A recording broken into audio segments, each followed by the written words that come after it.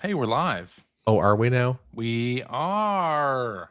Okay. Just like the opening to One Piece. Bada We are. bada What? bada bow. The song, Bada bada the opening bow. themes is called We Are. Oh, Yeah. that series isn't long enough for me to take it to be interested in it yet. Don't They you need a couple wanna thousand more be episodes? my Yeah. friend? Yeah. We are on a cruise. We Oh, yeah. are. Yeah. You know what? Greg, the answer is no. But CJ, did you Okay. ever watch the live action One It's Piece? awfully mean. I have not. I No, I heard it was better than it deserves to be. I Had it any right to be. was flabbergasted at how much I ended up genuinely loving the live action One Piece. Really? Okay. I- I've heard I it's have- good, so. I have read the first few chapters of the manga, which I me enjoyed. too. Manga. I read the first, I don't know how many volumes actually of it. I probably read like the first like 4 or 5 volumes of the manga, which I, like I said, enjoyed. Never really watched any of the anime. I did watch some of the anime. Yeah. Oh, did you? Yeah. And I was not expecting any, because live action anime adaptations are usually not great. Certainly Usually that not. Cowboy Bebop. No, thank you. Ghost I in didn't the even Shell? bother. Didn't even bother watching that one. Yeah, I didn't bother with Ghost in the Shell. No, or that Battle one. Angel Alita? Oh, you know what? I actually enjoyed Alita. Me too. Yeah. Me too. And I loved that. That wasn't really a series. It was like an OVA, No. Right. but I loved that. Yeah. I did enjoy the movie. But coming because it was a Netflix production, and Cowboy Bebop was so kind of notoriously terrible. And Yeah. One Piece, how does that translate into live action? I ended up loving it. Apparently pretty well. And to the point where, at one, it's later in the series, minor spoiler, we are the anime theme kicks in at one point, as in as part of the music. There's like a big moment where they're like setting off, and the music kind of fades into We Are. Mm-hmm. I'm not kidding. I started Tears. tearing up, and I was like, "Why am I Tears. doing this? Real emotion. I don't have the connection to the One Piece anime Yeah. that other people No. would have, but like that song kicked in, and I'm just like, oh, he's doing it. Yeah. Oh, Luffy, you're gonna do it. You're It's gonna just be king of the pirates. It's a good show. You should check it out. And Bill Mudron in our chat, I did hear that One Piece is pretty sincere. It is. It is such an honest, earnest, dopey, feel-good show. And everyone in the cast is in it 100%, just giving their whole heart into it. And holy crap, the kid who plays Luffy. He's so great. He's such a charming, likable little doofus, and you instantly fall in love with him. It's good. It's really good. Okay. I want to watch it again. I trust you, Phil. I'm gonna go watch it again now. Goodbye. Wait, what? No, don't do It's not- that. Look, it's Saturday. Call me when we record tomorrow. This is our standard Saturday evening pre-show planning session.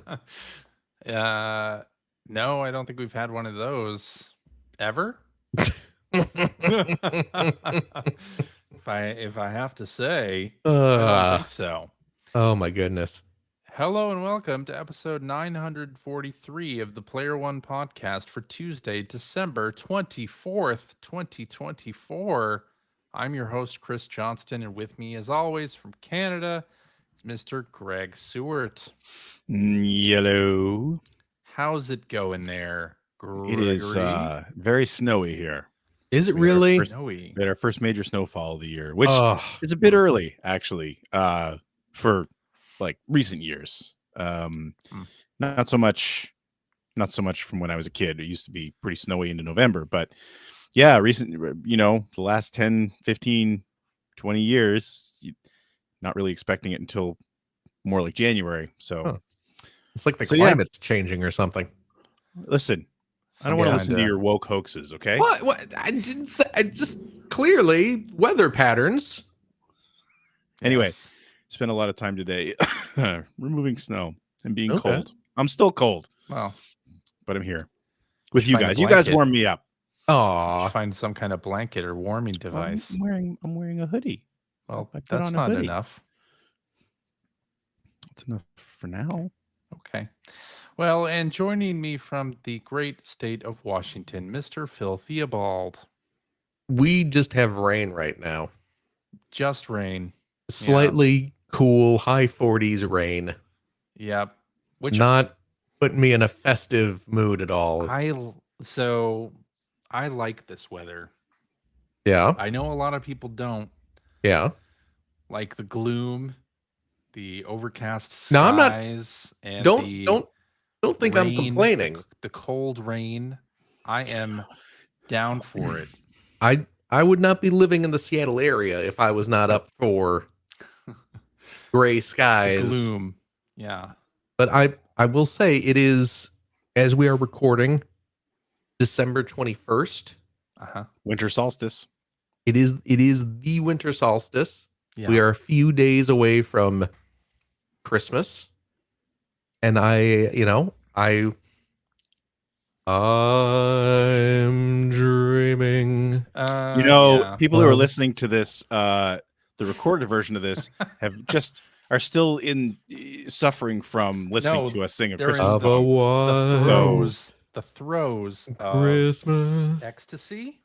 That's not a word I would use. Golden voices. I'm gonna say.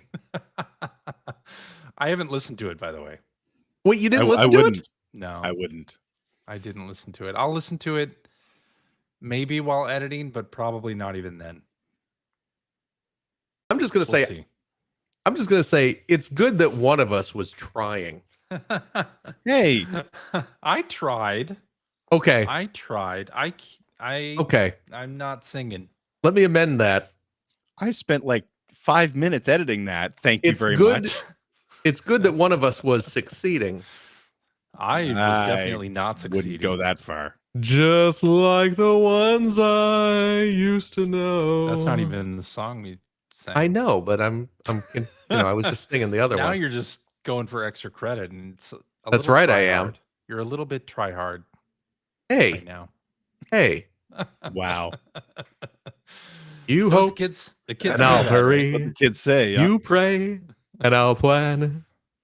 We'll do what's necessary, 'cause even a miracle needs a hand. Okay, come on, it's Christmas time. Well, it is. Yeah, I love it. Yeah. So what's going on? Things, stuff. Cool. Weather. Hey, you know what I did today? What's happening with it? Yeah, what? Today, earlier this afternoon, before we recorded, I had my chat with Josh Harmon. Of EGM? Of EGM, specifically the EGM compendium. Yes. I had a chat. I had a nice long chat with Josh for the upcoming book. Was it a one-on-one just Josh? chat? You weren't in a round table? No, they as he explained to me early on, they hammered out like a lot of like the second tier people in just like big group sessions. Oh, okay. And then when it was time to talk to the important people from the magazine's history, it was like a kind of a dedicated one-on-one because we want the full experience. We want so it's 2 hours of an Independence Day preview. Because you're the real Ed Semrad. Exactly. No, it actually it was indeed just me. It was me and Josh. Just yakking for, and I had not met Josh personally before, so this was very nice. He's a very lovely person. Indeed. And I had not either. Oh, good. Yeah.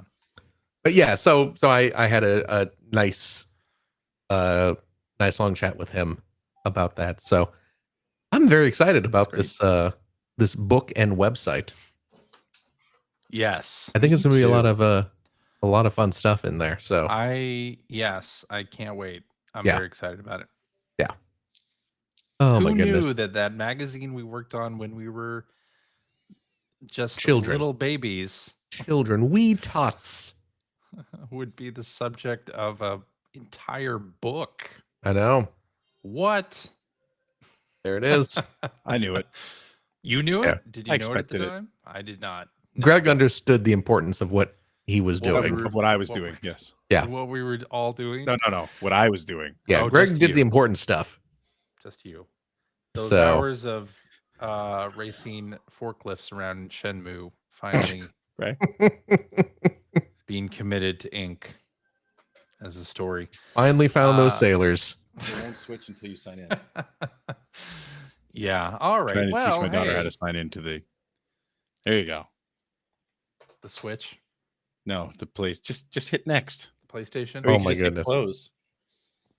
You want to play some NASCAR? Is that what you're going to play? Hit the X button. My first Gran Turismo. You got to put the game disc in, bro. It's going to be I gave it back to you, remember? Gran Turismo for real. Oh, we're in trouble because I don't think. What happened? Do you have the case? Oh no. Okay. This is why you always put the games back in the case afterwards. Please don't drop my controller. No, those are expensive. That's true. You know how much a DualShock is? Remember, you're attached to that with your headphones, so don't walk away without picking it up. In Canada now, that's like $300. Yeah, that's not. Yeah, cheap. but we're on a tax holiday, so it's like $298.50. It's a tax holiday. It's literally what I just called it. It's a tax holiday. And video games. You're going to have to explain that.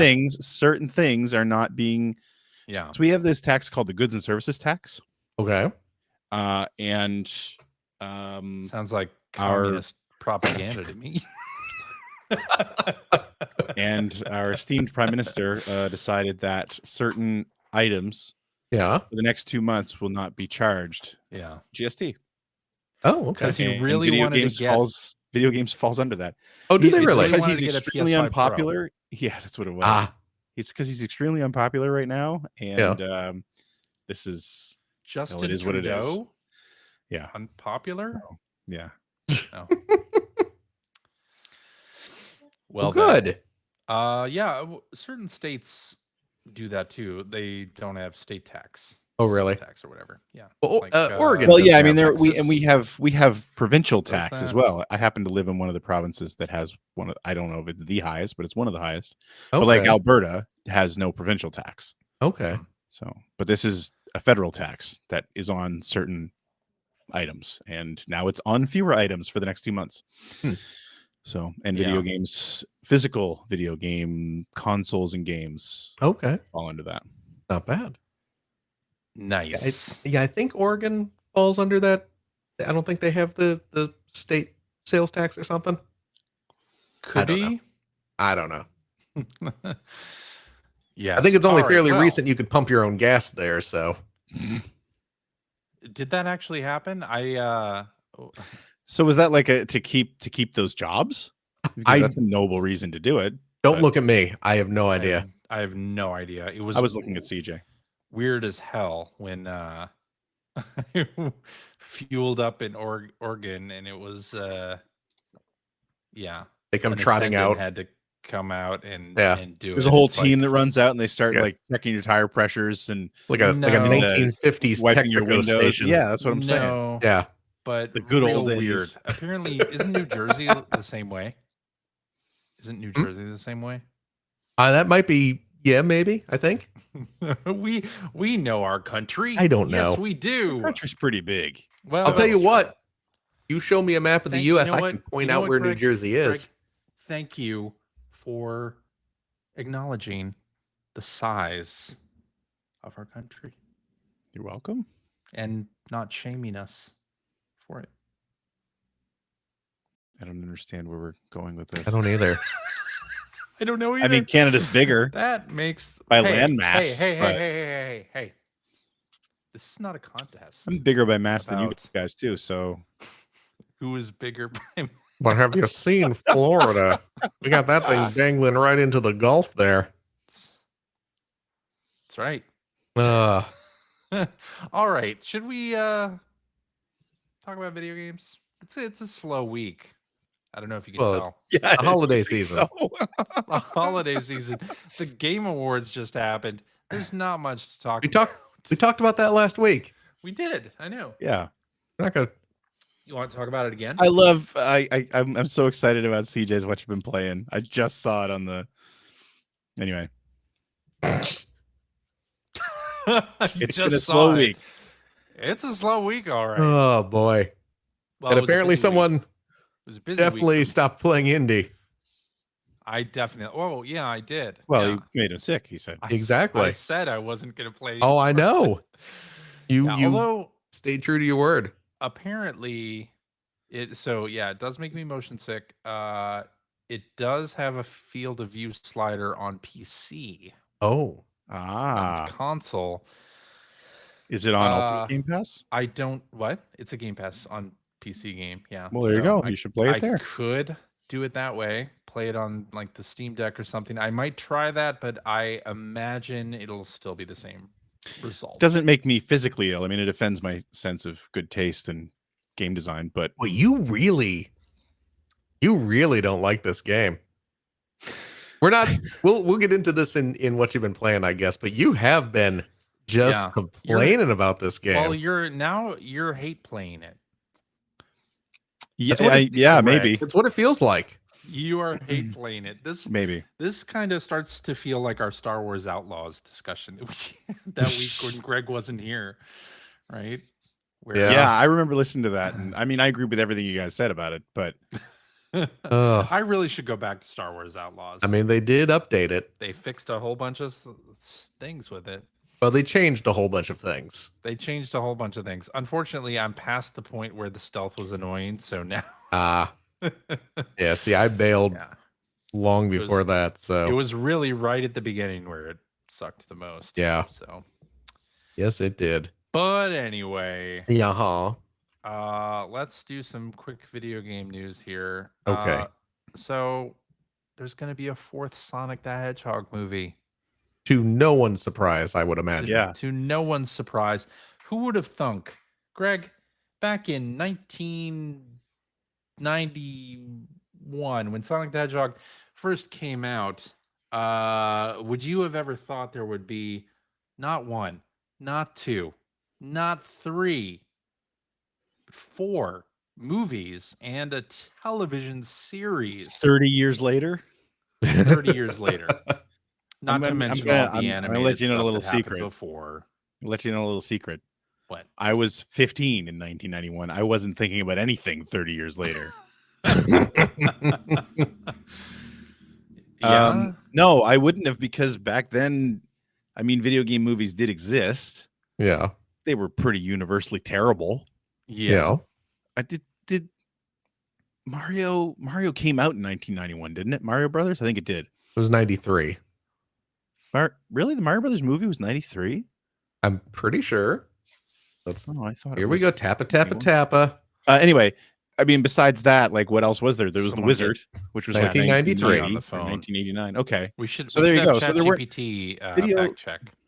Video game movies weren't really a thing, not in any major way. So no, I didn't think that at all. The Saturday morning cartoon made sense. Yeah. I wasn't surprised to see that because Sonic was super popular. Yeah. But no, so I wouldn't have thought that. And I'll be honest, even when they announced it, I didn't think it was going to be a big enough hit that we're doing like yearly releases at this point. Well, are we talking original Sonic design, or are we talking even after the redesign? When that original Well, I mean, when they showed the original Sonic design, I was like, well, that's it. Like, this is going to be absolute trash. This is because at that point, it didn't matter how good the script or anything was, because it looked awful. But like, even when it came out, I mean, it was a fun movie. Yeah. I didn't dislike it. I enjoyed it. Yeah. But even then, it's like, I can't You've never seen the Sonic movie? Talking about the fourth movie now. Oh my gosh. It's fun. It's a fun sort of movie. Turn your brain off and enjoy the references for us oldsters. It's a cute movie. You know, yeah. I think the second one, I like the second one better. I think the second one feels more Sonic-y. They definitely did more. They leaned into the references more. Yeah. And it seems like 3 is kind of going even harder. What I think it's funny because it seems to be and I haven't seen 3 yet. Right. But it definitely seems to be doing the exact same thing that was kind of like one of the downfalls of original Sonic was let's just introduce a ton of new characters with every new a ton of friends with every new movie. And it's like, oh God. Okay. But I enjoyed the first one. I think you're right, Phil. I think the second one was definitely more Sonic-y. Yeah. I still can't believe how Cyclops has not aged. But but yeah, it was a fun movie. But no, I would never have expected that it was popular enough that we're talking about James Marsden movie. Yeah, James Marsden. Which, by the way, if you have not watched the television show Jury Duty, why would I watch a television show called Jury Duty? I'm sorry, it's on Amazon. I'll tell you the premise, and then you'll want to watch it. The premise is it's basically like a hidden camera show. Okay. Where it's set up as a documentary. This film crew is going to film the process of being on a jury and being on like a sequestered I've seen jury. A trailer for this. And James Marsden is in it, and everybody is actors except for one guy. One guy is not an actor. He thinks it's a real jury duty summons. Okay. And they basically have to deal with this guy. They try to make him break. The whole time is the guy like, oh, I can't believe I'm on a jury with Cyclops. Yes, he's into it. Is this Magneto's trial? No, but they will obviously become friends because it's a show. But right. Also, like unexpected things happen, and it's pretty awesome. And everybody has to sort of ad lib. And then the last episode, they show you how they prepared for all of this and all of the random things that happened that they didn't plan for. And it's kind of amazing. It's very short. It's only like 8 episodes, but it's so worth it. So worth it. Jury Duty, it is on Amazon Prime. Definitely watch it. Okay. There's only one Jury Duty in which I am interested. Does it have Michael Richards? It is the 1995 comedy classic starring Pauly Shore. Pauly Shore. I thought no, there was Trial and Error, I believe, is the Michael Richards. Yeah, get your courtroom comedies straight there, CJ. Yes. Yes, Jury Duty was a Pauly Shore vehicle. Former guest of the Player One podcast, Pauly Shore. He was never a guest of the Player One podcast. Yes, he was. Has he been on the show? Has he said our names? Roll your eyes at the truth, Greg. Yes. That's old friend of the show, Pauly Shore. That's one of my favorite things throughout the run of this show. Was that possibly drunken Pauly Shore stumbling through? Yeah, absolutely great. Anyway, yeah, 4th Sonic movie. Hopefully, and this is just me personally. Hopefully, this is when we're going to get the live action debut of Metal Sonic. Oh, I hope. I think that's probably a lock.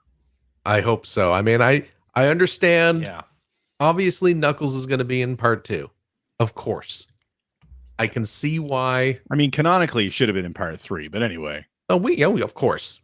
But but who's got that kind of time? Exactly. The big old water boss from Sonic Adventure been in the movie? Chaos? We need chaos? I mean, might be in the 3rd one. I don't know. Yeah, I haven't seen it. Is Charmy B in there? I understand why they jump straight to Shadow for 3. You got to get Shadow. hedgehog-like. Yep. Everyone loves Shadow now, so yeah, because none of them were alive when his crappy game came out. That's pretty much it. Yeah. Snap! But hopefully this paves the way and we get Metal Sonic finally. I would hope so. I love that Jim Carrey keeps coming back. Well, what else and actually, do you have to do? Honestly, that was one of the things that I really enjoyed about both the first two movies. Yeah, was because it's been a long time since Jim Carrey was doing like 90s Jim Carrey stuff. You know what I mean? Funny? Like yeah. Well, I mean, you can say it. No, but but that sounds really mean. And he because he was doing a lot of dramatic stuff. He wasn't doing like that's old. Yes. You know, because his career path just went differently. Remember when Tom Hanks used to do funny stuff? I was just gonna say Tom Hanks. Yes. Yeah. It's like early Tom Hanks versus later Tom Hanks. Is the same with Jim Carrey. Yeah. And so it's fun to see him as someone who, I mean, we all were the perfect age for Jim Carrey movies when he first made it big. We all saw, you know, Pet Detective and The Mask and Liar Liar and things like that. It was just fun to see him be that again and do that again. And he clearly was having a good time with it, which, you know, a lot of those guys, when they're just sort of having a good time with those roles and chewing up the scenery, they shine. And yeah, I really loved that about the first two movies. So yeah. There you go. Okay. Let's talk about Pirate Yakuza in Hawaii. Now I didn't see this. We got a new trailer, and I'm not going to play the audio, but it is for the English dub, which is of course the important part of this trailer. I know. Why kind of the whole point is that it's the English dub. It's the English dub. Yeah. Now, but as I have explained, I play all these games in Japanese. That's right. I mean, I have played them so far in English, except for The Man Who Erased His Name. Okay. Yeah. Yeah, I you know, as much as I will watch anime dubbed Yakuza in English just feels wrong to me, so I've just always played them in Japanese. Yeah, I want to draw your attention to the leopard print hull. Well, I mean, in this trailer, I would expect no less patterns here from Goro Majima. Wood, blue wood, and leopard print. Yeah, blue wood. Yes, I guess it's aquamarine, but you know, might actually be painted. I understand you can apply paint to wood. To change its color sometimes. You're right. Yeah. But I watched this trailer. The one thing that I was very pleased about is the ship battling. Yep. It does appear like there's going to be an arena. CJ's in. With just ship battling. So I think I might be in. Plus it just looks like it's going to be a lot of fun. Yeah.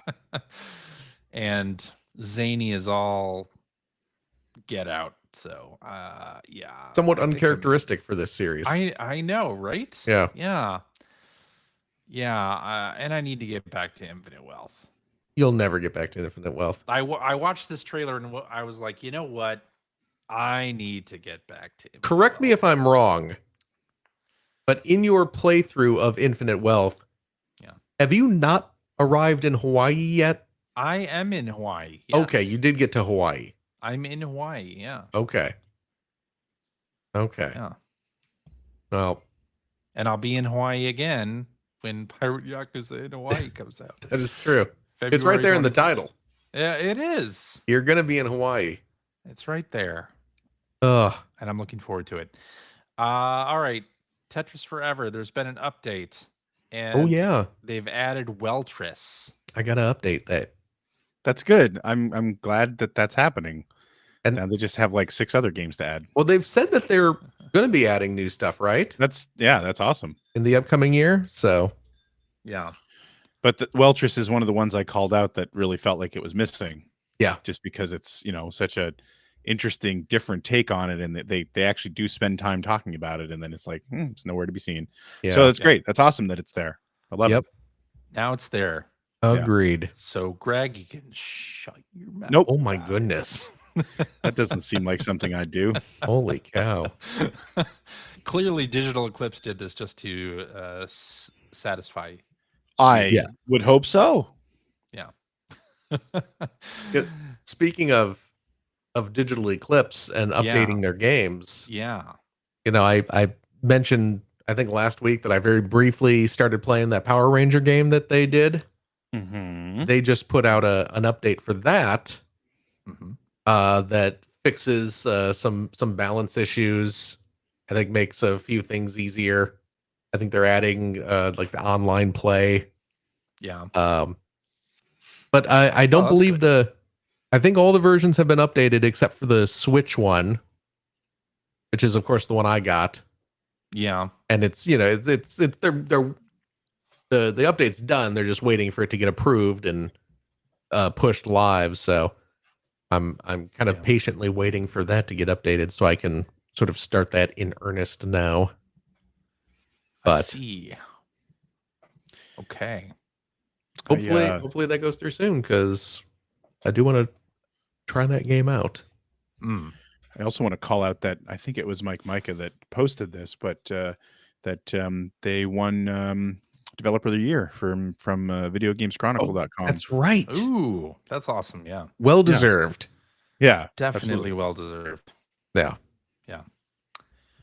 All right, let's talk about this story. So Terminator 2D No Fate has been given a rating for the PlayStation 5, Xbox Series, PS4, Xbox One, Switch, and PC in Australia.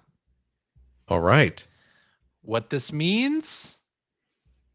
Who knows? It's an unannounced title that got rated. So I guess that means it was planned to have been announced by this time.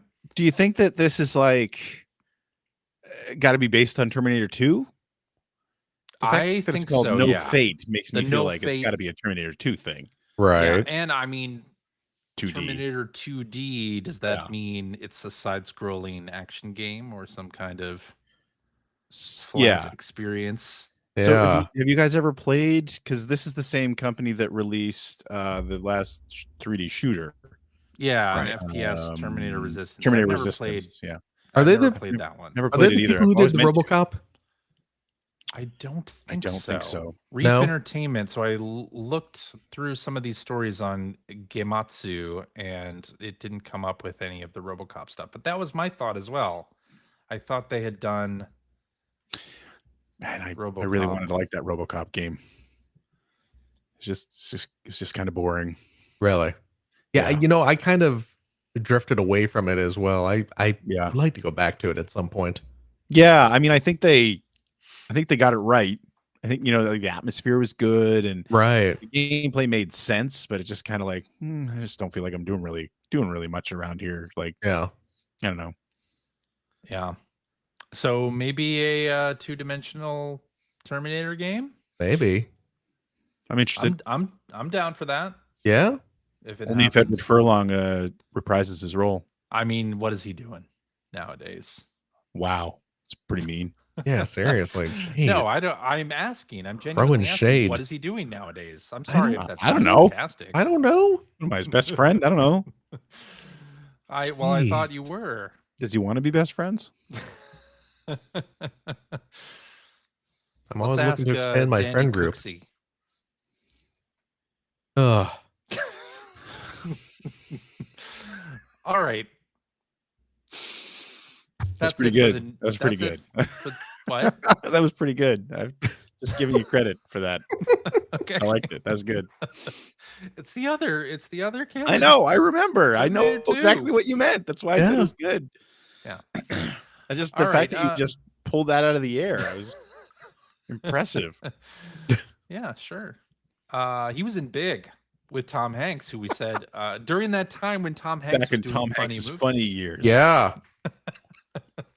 See, full circle. Full circle. It's called. And why doesn't Batman dance anymore? Nobody does the Bat-2C anymore. The Bat-2C? Yes. All right. So we've arrived at what you've been playing, and Greg, you're going to go first, my friend. Tell us why you hate Indiana Jones. Yeah. Well, before we get into that, because I know, Phil, you've been playing it too. So, and I love it, by the way. New Game of the Year candidate. Forgot really? to. Well, you wouldn't be alone in that. No, it's no. No. Do you think next year's Game Awards it's going to have a shot? No, because it came out at the wrong time. Absolutely not. Out they won't even remember it. It will be. Although completely it is forgotten. Out on PS5 in March, so make it a. It'll be forgotten, life. But it'll be old by then. Yeah. Oh yeah. Well, maybe. Maybe it deserves to be forgotten. Who knows? Anyway. Oh my. See. He's so angry. The game that I meant to mention last week and I forgot to do was I played through my first Gran Turismo. Right. So this was through it. This was the free demo. Yeah. Okay. The free demo that they released. I mean, it's just Gran Turismo 7 demo, basically. Oh, okay. Okay. But the nice thing about it is that, well, you know what? It was free, and then I had heard that there were cars that you could unlock, and when you finish unlocking all the cars, you actually get a voucher that transfers over to Gran Turismo 7 and puts those cars in your garage there, which they aren't rare vehicles, they aren't like really expensive vehicles or anything like that. They aren't unique. Like it's all stuff that you can get in Gran Turismo 7. But the nice thing is that it'll either add to your car count in that game if that's something you're interested in, or you can just if they're duplicates of something you already have, you can sell them. I think you can make like 2 million credits off of it. And it takes about an hour to play through my first Gran Turismo, but I wanted to check it out anyway because I was interested to see if it's a decent demo for the game. And I'm here to tell you that it is. It perfectly encapsulates what the game is about. I mean, it runs you through some license tests early on. And then it runs you through some time trials and then 3 races across. I think there's only 3 different tracks in the whole demo. But like 18 different cars. So you get a good feel for all the different types of vehicles and the different sort of handling models and stuff like that. It really tries hard to get you started using a lot of the assists, like the braking zones and the driving line and stuff like that. And it is a really, really good cross section of what you will get if you buy Gran Turismo 7. So it's kind of cool to see. And again, it was just kind of fun to play through and unlock all these cars and then take them over to my main garage. So if you've ever been kind of curious about GT7, this is free. And it, like I said, if you want to be completionist about it, it takes about an hour to get through. It's not difficult. And then if you do decide to jump into Gran Turismo 7, you've got 18 cars unlocked already. So yeah, overall, I really enjoyed it. I thought it was cool. I'm going to say this. The name, it's a weird name, right? Gran Turismo. It's very weird. It puts me in the mindset, and this would actually be wonderful. It makes me think that it's a racing game where all the cars are like the little red Little Tykes Mini Coupe with like the yellow roof, or like big wheels, or like Power Wheel type stuff. Fisher Price. It feels like it should be a Motor Tune GP sequel. That's what I'm expecting. Something along those lines. Yeah. When I hear my first Gran Turismo, and I'm always a little disappointed when I'm tell Kazunori. I don't think anyone tells him what to do. Well, I think you're right. Nobody told George Lucas what to do, and we got the prequels. So yeah, maybe it's time for someone to step in and say, let's put the Little Tykes Mini Coupe. First Gear. It's right there. Oh, it's right there. Twisted Metal Small Brawl. Oh God, kind of thing. People really liked that game. Well, that was actually developed by the original Greg. Let me ask you something. What people liked that? I just remember that getting really positive reviews. It did. Name a person. Oh God, Phil Theobald. There you go, Phil Theobald. Because that was the whole thing. You liked it? Oh. Yes, because it was made by Single Track. Because Were they still single track at that point? I don't know if they were still single track, but yeah, like Twisted Metal 3 and 4 were made by 989. Yeah, it was not. They were not good. And they were not good. Twisted Metal, great. Twisted Metal 2, great. Yeah, 2 Twisted was Metal fantastic. 3, suddenly not great. Mm-hmm. But over here in the small brawl. So that was like one of those, that was a PSP game as well, wasn't it? Small brawl? Or was it? Maybe it wasn't. No, that was just PS1. Okay. Because that was around the time that you were getting a lot of those PSP games being ported over to PlayStation. Like Secret Agent Clank. Right. Suddenly comes PS2. to PS2. Wasn't there that Daxter game as well? Yes. Yeah. But Luminous.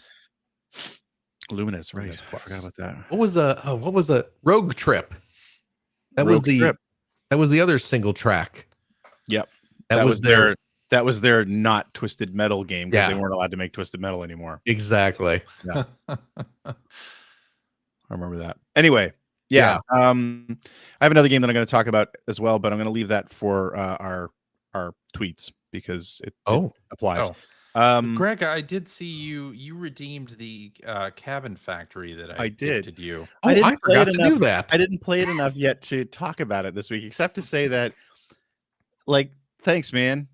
I mean, like, I'm honestly thankful, but at the same time, thanks a lot.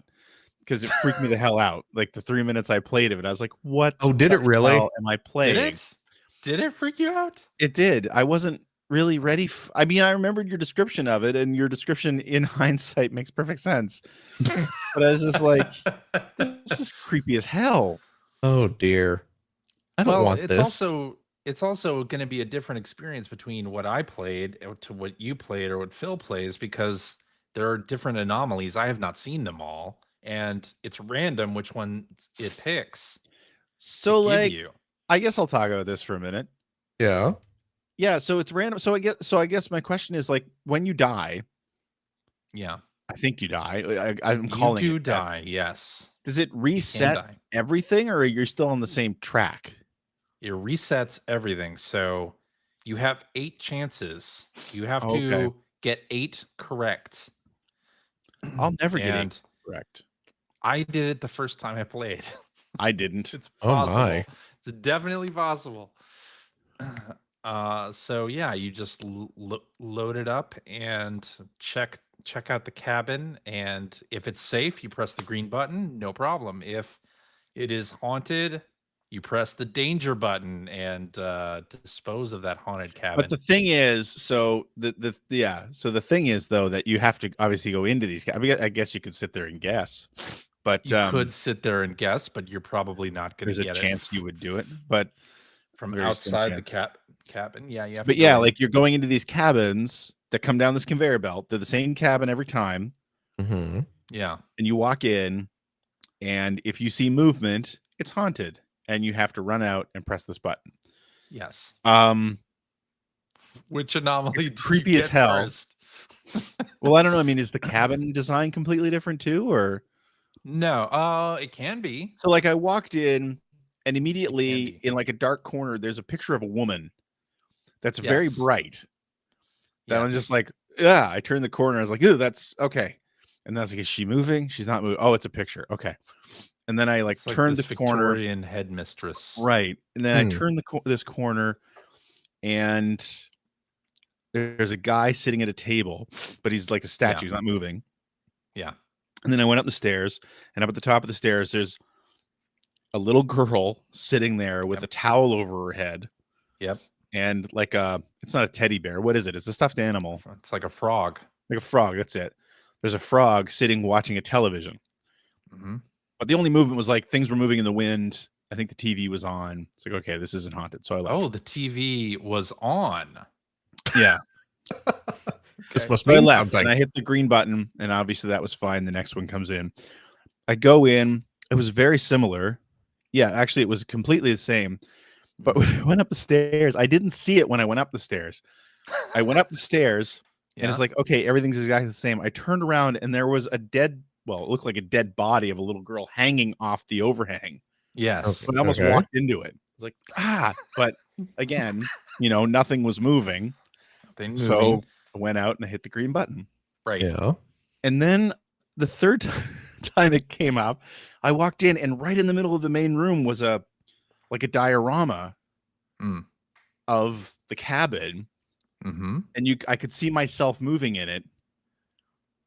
And there must have been something else moving in it, because oh, that's kind of cool. And then I heard footsteps and the screen went red. God damn it. So you died. So I died. And then the second time I played it, I don't know how far in, but I ended up, so I went in and then nothing was moving in the cabin again. Actually, there was a little girl standing somewhere when I walked in, which again freaked me out, but she wasn't moving. So then I went and checked the rest of the cabin, and when I came back, she was standing in front of the door, so I couldn't leave. Yeah. And so then I heard there's another door to a basement. I heard that open. All right, I got to go into the basement. Yeah. I went down, and it reminded me of something like a Blair Witch Project kind of scene where somebody's standing in a corner and their mother, an old woman, was yelling at them. So there's movement, but I'm like, well, I can't get out because I think the door had closed at the top of the stairs. So I ran into a bathroom and closed the door, and it was so freaky because I looked in the mirror and I'm the little girl. And then there's this whole flashback sequence where there's somebody pounding on the bathroom door and yelling at me. And then the door opened and the old woman started walking towards me well, I don't know what to do. And she just walked over to me and killed me. So run. And that was when I stopped. Here's a really freaky pro tip, Greg. Yeah. Run! Exclamation point. It's creepy. I do plan to play it. I need to load it up on my Steam Deck and play it that way. Definitely. That's how I play it. One of the reasons I stopped is because I didn't have a controller hooked up, so I was playing with keyboard and mouse, and the movement was a little. I wasn't used to it. It was really, really touchy, so I was having trouble. I'm not used to keyboard and mouse controls because I just don't play that way. So yeah, it runs well on the Steam Deck. Yeah, that's what I need to do. I need to load it up on that. But thank you. Excellent. Yes. Phil, I'm sure you'll enjoy. I don't think I will. You love terrifying things. This doesn't sound like I will enjoy it at all. Terrifying. I don't like that. Creepy. It's really creepy. Play it in the dark. Late at night. Yeah, it is. It is scary. You can turn off jump scares, or you can turn them on if you want them. I don't. Okay, I'll be honest. But there's just unsettling things happening in the cabin. Unsettling. Yeah. Okay. It's not a long game. Really. Yeah, it's a perfect game for Christmas. Come on, I don't need that. In the spirit of the season. Right now? Yeah. During the most wonderful time. It's a relaxing time of year. I'm sure your nerves aren't afraid at all. If you end up liking this one, we should play the Exit 8 as well, which is similar concept. I don't want to play your effing horror games. No. Man. But it's walking down a hallway and seeing if you can tell what's different. Yeah. Why? Anyway. It's fun, Phil. So I wasn't going to talk about that for what you've been playing, but So it's like a find the difference thing?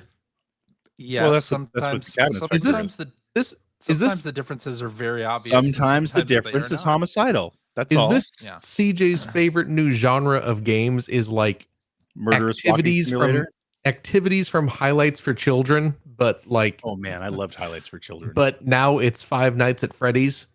Yes. Yeah. This is your new thing? Yes. Okay. It's easier to talk his best friend Mike into buying these because they're cheap. That's not multiplayer. So no. Here's the game where Goofus murders Gallant. Goofus and Gallant.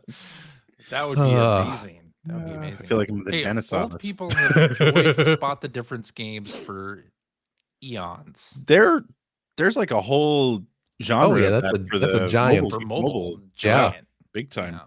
Yes, indeed it is. Yeah. This is just a new iteration of that. Okay. Alrighty then. Yeah. So let's talk about Indiana Jones, because I did go back and play more Indiana Jones this week. And I watched Raiders of the Lost Ark too. Oh, did you? Yeah. It's a pretty good movie. That's the first Indiana Jones movie. Mm-hmm. If you back when it came out, it was just called Raiders of the Lost Ark. Now it's called Indiana Jones and the Raiders of the Lost Ark. But now, did they? I know that they updated that title on like the packaging, but they didn't change the title screen. I don't. Okay, I didn't think they did. Yeah. So, yeah. Temple of Doom, of course, is a prequel. People forget that. Yep. I forgot that until this very moment. Temple of Doom is a prequel to Raiders. See. How do you what denotes, I mean, outside of saying it, what denotes that in the movie? Like, is there a way to tell in the movie that this happened before Raiders? There is a line in Temple of Doom where Indy, it's like right after they get into the Temple of Doom, and he's like, you know, one of these days I'm going to go looking for the Ark of the Covenant, and I hope I find it. And then he winks at the camera. So no, there's nothing in the movie that they show dates. They show at the beginning of the movie, they show like what year it takes place. 1935 in Temple. Yeah, because I just happened to be running that today. Oh, there you go. I watched so that's your clue is the right year. Okay. Yeah, the year that they say it is in Temple of Doom is earlier than the year it is in Raiders. Huh. Interesting. Yep. And thus earlier than the year it is in the Great Circle. Yep.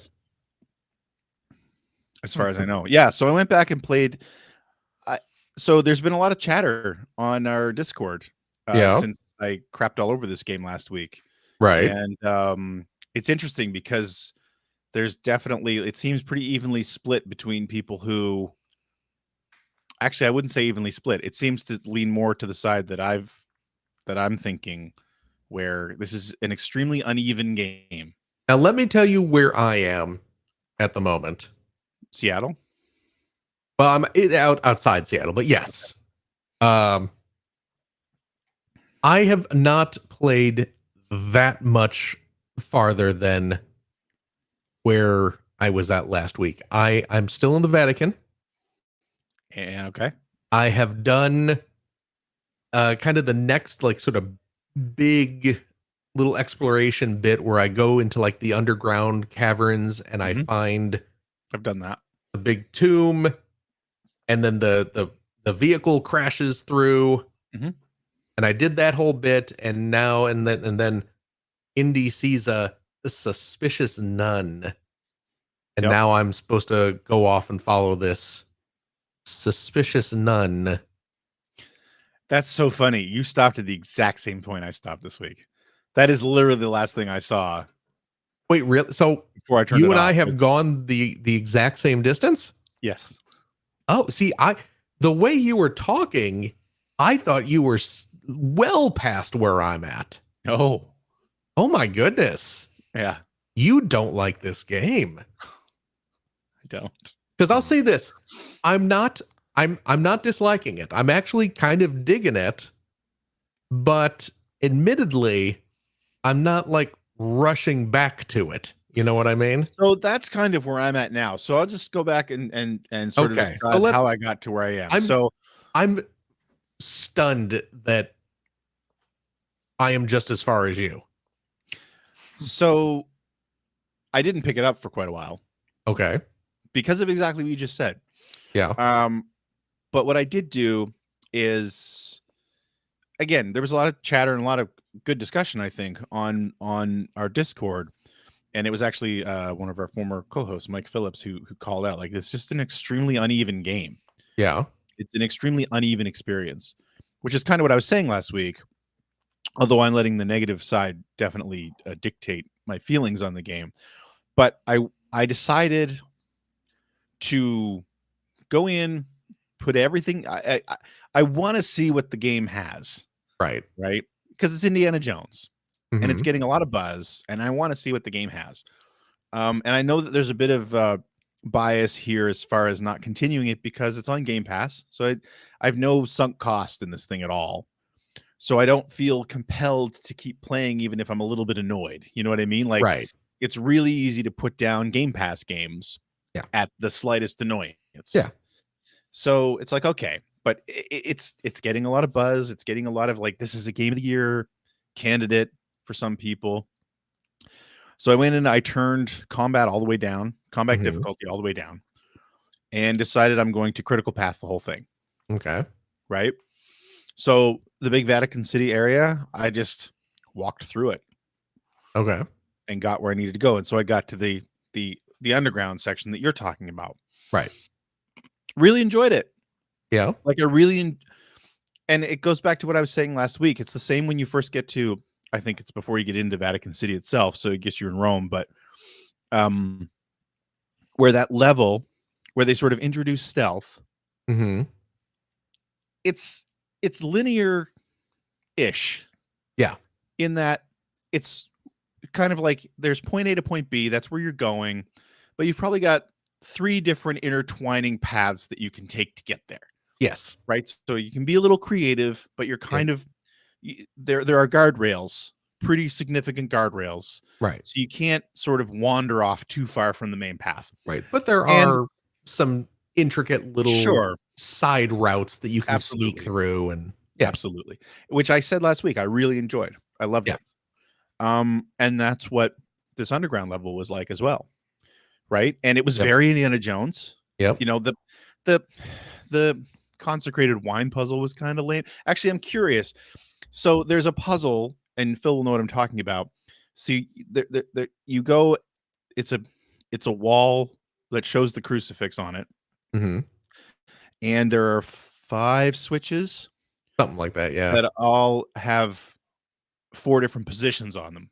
Yeah. And there are these, there's probably a churchy term for these things, but there are these saucers. It's a sink. Yeah, they're sinks. It's got a drain at the bottom. It's a sink. Right. That you have to pour the blood of Christ into. So you have this consecrated wine. Right. That, by the way, people are upset about, apparently. Imagine that. Wait, really? Not a lot, I don't think, but I have seen that come up. Anyway, you go into these different rooms near this door, and you pour wine into each one of these saucers. Yeah. And when they drain, they leave a number. Right. So a number between, I think, 1 and 4. And then you're supposed to go back and set these switches to these various positions. When you did that puzzle, did you know what position you were supposed to put things in, or did Indy just say what position you were supposed to put these in? Okay, I'm going to be honest with you. You don't remember doing this? No, I do. I absolutely remember doing this. Okay. I have in my game, because I'm old and I don't have time for this nonsense. I have set. Phil belongs in a museum. Oh, boy, do I. What a treat that would be. Just sit around all day, slowly decaying away. I have set my enemy difficulty all the way down to 0. I have set my puzzle difficulty, because you can adjust both of those separately. Yeah, you can. I have set those all the way down to 0. Okay. When I poured the wine into the sink. Now, when you say that they left behind a number, did you not notice? Where are these numbers being left behind? In the sinks themselves. They're Roman numerals. Yeah. Okay. Either I didn't notice it. Wow. Or because I have it down so far, they don't even bother showing the numbers. So, okay, then here's the point I was making, and I think I must have turned mine down as well. Well, I'll say that because when I got to that, once I drained all what to do. I drained all the wine into the sinks, and then you go to the big, very clearly, this is the final piece of the puzzle. It's the big, there's a big painting of Christ on the cross. Right. Where he belongs. Oh, Jesus. Oh come on. Terrible. That's great for the show that comes right before Christmas. That's awesome. Just no kidding. The Player One podcast does not endorse the devil's views. No. But that is clearly the big so much trouble. Painting of the crucifixion. is the focal point of this puzzle. And so I knew I'm going to go there, and that's where you hit all the switches. But yeah, like you were saying, he just tells you. Yeah, I got to set this one to number 3. Yeah. So there's the thing. And I'm curious because I think I must have turned my slider all the way down too.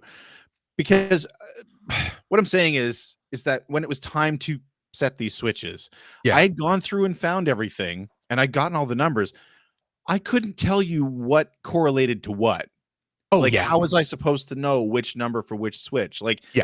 I was kind of looking at the map. I didn't look too hard, but kind of looking at the map, and I was like, well, I don't see what the correlation is here. But I'm going to go try this anyway. And then you just focus on a switch, and then he says, this should be 4. All right. And I'll move it to 4, and it's like, but I'm curious if that slider wasn't turned down then, A, if he does that, and B, if he doesn't do that, how in the world do you figure out what it's supposed to be? Well, because they set up the pieces, because it was like, oh, it's the 5 spots on Christ's body where he was bleeding. The 5 wounds. Yeah. Yeah. And it's like, okay, I get that. So but I don't remember each of the bowls. There must have been hints somewhere that said this is his left hand. This is his right hand. This is his right foot. And but he had a crown, stabbed on the side or something, maybe. I don't remember if that was the crown. I don't. Yeah. I haven't been to church in 30 years, but exactly. Anyway. But yeah, so I'm assuming that if you have your puzzles on default difficulty, or even the higher difficulties, maybe you don't get those kind of verbal. Maybe not. Yeah. Anyway, so there's a bit of an aside there, but just saying, and then you get through that door and you go into this room, and it's this big open room. Oh yeah, with a tomb in it that looks very, very similar to the tomb in Last Crusade. Yes. Right. And the torches light up, and he's even in awe. It's like, this is incredible. And then there's a slight puzzle you have to solve in there to open the tomb. It's very Indiana Jones. Yes. And then, like you said, the construction vehicle bursts through with the fascists, and you have to escape this thing. And then you're going through this, again, linear but not super linear section where you're stealthing your way through a bunch of fascists who are looking for you. And, it's cool. I really enjoyed it a lot. Yeah. And although I will say that final room, I snuck my way to the end, and then it's a bunch of guys were standing there between me and the exit, and I didn't want to deal with them. So I just ran past them. Oh, okay. And jumped up, and they couldn't do a thing about it. Yeah. So, although it's funny because I did that in Vatican City once as well, where somebody noticed me and I just kind of kept walking and ignoring them. And for 10 minutes, I was still getting audio cues that he could see me, or that he knew where I was, or that he couldn't find me. And it's the game is buggy. And real quick, by the way, in our chat, people are responding about they highlight correlation. Yeah, they highlight where they are. So I just wasn't paying close enough attention because I don't care. But yeah, I think that must have been, I just didn't notice as well. But there was one, you know what, when I was talking to, before heading out, right after I got my priest disguise, and I'm talking to my priest buddy, and he's like, okay, you've done what you need to do here, head on out and go continue your adventure. I left the room, I left the building that he was in, and for about 2 or 3 minutes after I left, he was still talking to you? He was still talking to me, and the subtitles would come up just well, there's nothing for you to do around here. Why don't you leave, Indy? And I'm just like, well, I left you 3 minutes ago, my friend. It's buggy. Yeah. Anyway, so just to say, yes, in those moments, yeah, I'm really enjoying it. They're capturing sort of the Indiana Jones feel. Yeah. And I like it a lot. Yes, absolutely. But that goes back to the previous complaint, is that the pacing is all over the place in that game. And I feel like it doesn't really know what it wants to be. And I feel like what seems to happen so many times in open world games is that it's almost like there's a checklist that needs, it's like, well, we got to have these side quests, and you got to go find these little doodads and whatchamithingits, and for no good reason. And there was somebody in our Discord that was talking about this. I think it might have been Jordan, I'm not sure, about a puzzle that they came across late in the game, where it was a chest or something that, some treasure, some side quest that you had to go back to previous open world areas and do different tasks. Oh. And I seem to remember them saying something along the lines of like, well, this must be pretty significant, right? Because this is a big ask. Yeah. So they went and did it and got the chest unlocked, and it was the same old generic stone piece of nothing that just earns you some points towards upgrading your abilities. And it's like, it's like, and to me, that really encapsulates what's wrong with the whole open world sections in this game. And I say all that knowing that there are people who really dig that stuff. There's a guy that I chat with about games at work all the time who loves this stuff. Oh yeah. And I just like, maybe all I can think of is like that Principal Skinner meme where it's like, is it me? Am I out of touch? No, right. It's the children who are wrong. But for me, it's just the most mind-numbing game design. Yeah. It sucks because it's bookended by stuff that I really enjoy. So I'm gonna keep pushing. Yeah. But I'm critical pathing it.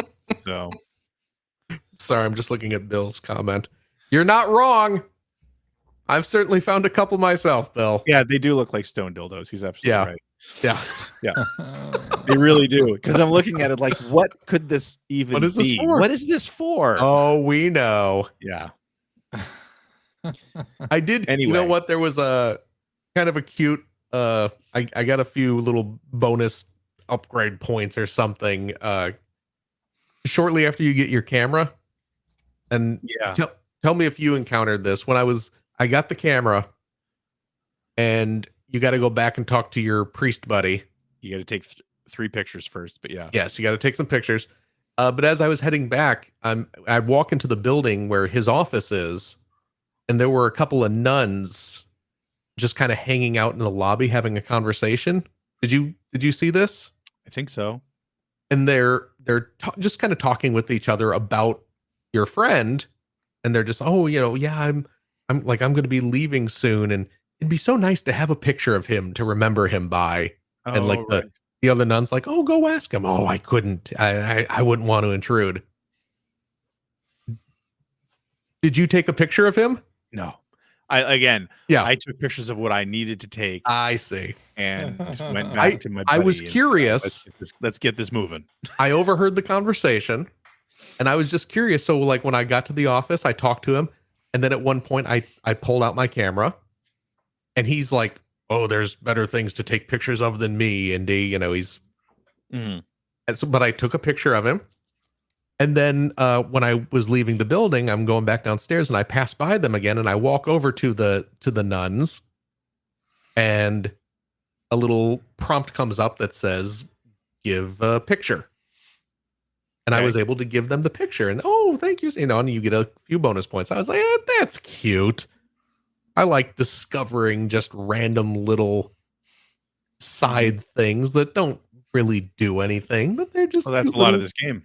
Yeah, but it's a cute little immersive bit. I thought that was cute. So, I feel like that level loses sight of the fact that you're chasing this giant that stole something. Oh yeah, absolutely, absolutely. There's literally no. There's no you're not pressed for time at all. Yeah, in anything. No. I mean, at one point as I'm climbing around the building trying to take pictures of these little, fountains or whatever they were, engravings on the wall.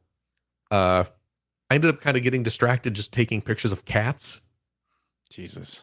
Because you're walking around and all of a sudden you hear very distinct like cat meowing. Isn't that a side quest? Is it? I want to say I heard someone saying it. I mean, I wouldn't be surprised because there are clearly a bunch of they're there for some reason, distinctly positioned in areas right that like feel this is a video game collectible kind of way, right? And like I took a picture and Indy's got a little quip for each one, and like it'll say like, oh, this is the you got a picture of the orange cat, so it probably is a side quest that I just haven't triggered. But who cares? Some giant stealing your school's artifacts. I got pictures of cute kitties to. It's very Shenmue. Yeah. It's like, oh, I got to figure out who killed my father, but man, I really would like to have all these capsule toys. Nobody knew that Indiana Jones invented lolcats. Anyway, that's not all I've been playing, but the last thing I'm going to talk about when we get to tweets. Okay. Phil. Yeah? What have you been playing? Well, I played a little Indiana Jones in the Great Circle. Oh, let's talk about that for half an hour. So, we already did that. You are Indiana Jones, world famous archaeologist, explorer, adventurer, professor, fortune and glory, baby, and friend. So I've been playing a bit of that. I also installed and tried out on my PlayStation 5 this week. A game I've been hearing some positive buzz about. I know some people who have started playing it, and I was like, I'm going to give this a try to see what all the hubbub is about. I installed Infinity Nikki. Have you seen this? The Adam Sandler movie? Yep. The very same. This is the sequel, though. Because back then, he was just Little Nicky. Somebody should call Ethan and do a review of the Game Boy Color game. He did review the first one, right? Yeah. Yes. Yeah. From the fine folks who brought you Tetris Forever. The Little Nicky game. People don't remember that. That was a Digital Eclipse joint. There were some dark years for Digital Eclipse. That game, you know what? That game might have been okay. Ethan liked it. I remember Ethan liking it. Some of their they Digital Eclipse they were like way forward in that they did a lot of kind of licensed schlock. Yeah. But they kind of put their whole heart into it, and you'd get some surprisingly decent games out of it. So the Little Nicky game might actually I don't think I've ever played it. Ethan gave it an 8.5. I'm looking at there you go. Right now. There you go. Not that has anything to do with the game you're talking about, but he gave it an 8.5. Maybe that's our next game club is Little Nicky for Game Boy Color. Probably not. But I tried out this Infinite Nicky. That's what it's called, right? Infinity Nicky. Infinity Nicky, which is a free-to-play kind of action RPG type thing. Mm-hmm. The gimmick is that you're this anime girl, and you get powers and abilities based on the pretty outfits that you wear. Oh, like real life. Yes. And it's total like gacha type waifu stuff. You know what I mean? It's that kind of thing.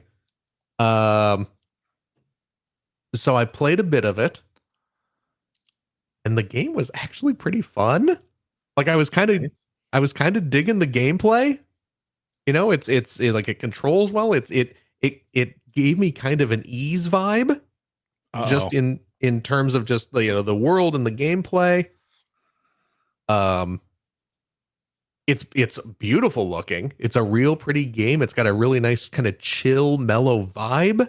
I was just kind of enjoying hanging around in this very tranquil fantasy world, doing some light platforming and things like that, battling some monsters, and then I started looking into like, okay, well, I need to start, because they start introducing the gacha mechanics, because that's where the money is made. And it turned into like 45 minutes of me just wading through menus, trying to figure out the 20 different types of currency, trying to figure out, here are the outfits that you can get, and there are only some that are a limited time only, and you gotta have you get 3 free polls to get parts of an outfit, and you don't just get the outfit, you gotta get like all the oh, you got the shoes and the bracelets and the earrings, and you have to collect all of them before you unlock the full outfit to get the powers you want. And I'm just suddenly it's the McDonald's Monopoly game, but yeah. And I was just like, oh boy, just charge me $60. Yeah, right. And let me that's buy not it. how that's not how these games work. And that's not how they work, and I get it. Oh. No. But I was really wishing it would, because I was, you know what? I was like, yeah, you know, I'm digging a pretty outfit. You know, it lets me fly through the air or whatever. Just let me do that. But so I can't imagine I'm going to be dedicating much more of my time to Infinity, Nikki. Phil, what prompted you to play this again? Just there was so much positive buzz about it. Huh? To you, or what's that? It was free and you're like, I'm just gonna try it. It was I was hearing so much positive buzz about it. It looked really nice in the screenshots. I heard the gameplay was fun, which it is. Yeah. And it was free. So I was like, I'll have been your first concern. I'll give it a go. Yeah. Well, it's like any of those Hoyoverse games, right? Yeah. Like, I mean, I knew free, but I knew it was going to be a gacha nightmare. But I was like, oh, you know what? Maybe I can kind of figure it out, wade my way through it. But yeah, I was overwhelmed by, you know, once you hit the point where they start introducing that element to it, I was just like, I'm too old. I'm too old to understand this stuff. Where's my Pac-Man?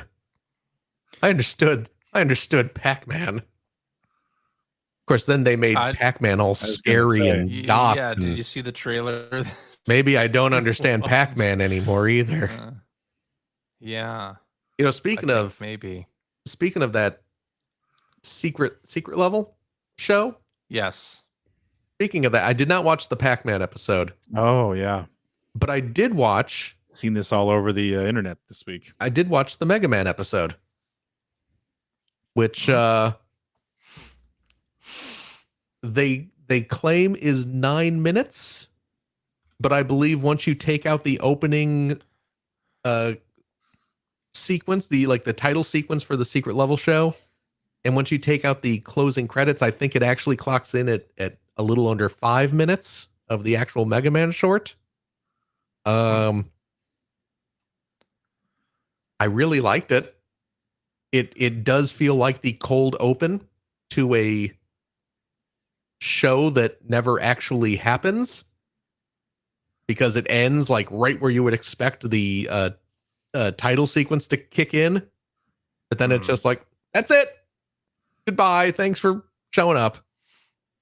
But so I thought it was neat, but you know, ultimately disappointed that that's it.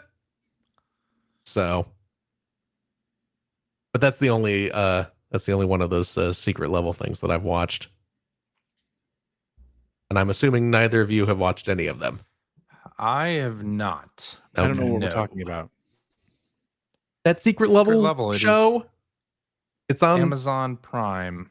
At least here in the States. It's that anthology show that has like the Concord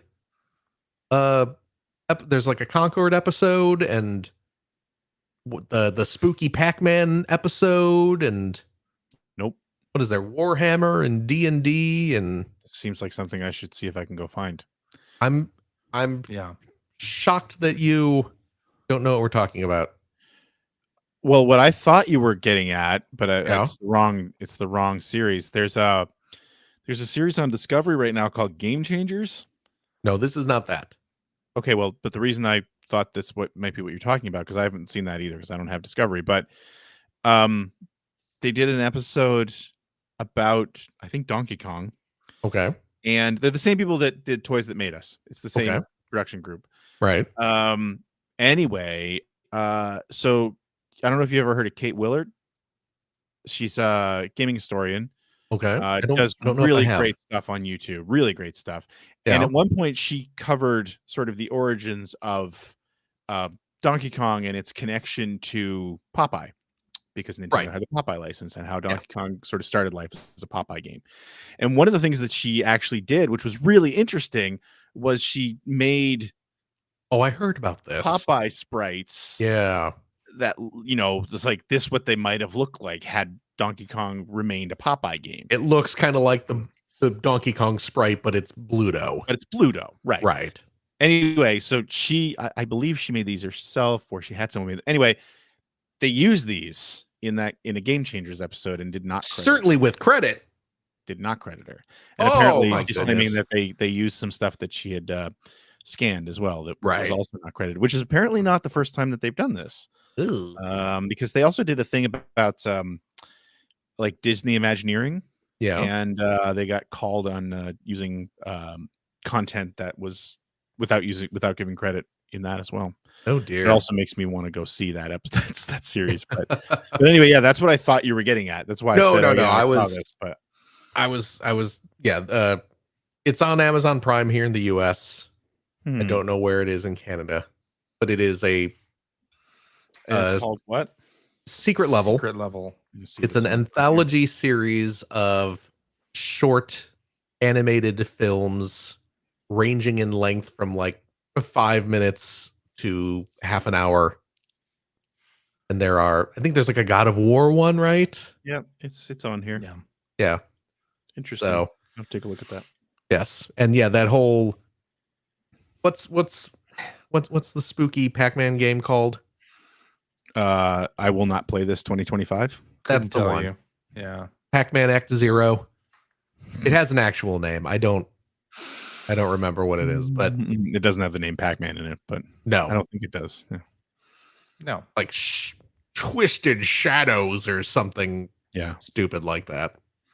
Sounds like it should be a Radiohead song title.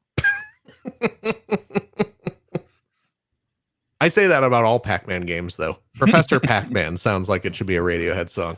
It's fair. Yeah. But the Mega Man one was really cute, and I did enjoy it. But yeah, it stops right when you expect it to start, and that's it. There you go. But yeah, that was one of the big like kind of moments was when they first announced that series. They revealed that one of the games that they were going to be adapting was Concord. Is it Concord or it's Concord, right? Concord. Yeah. I'm saying it like the city in California. Yeah. That I used to live near. Concord.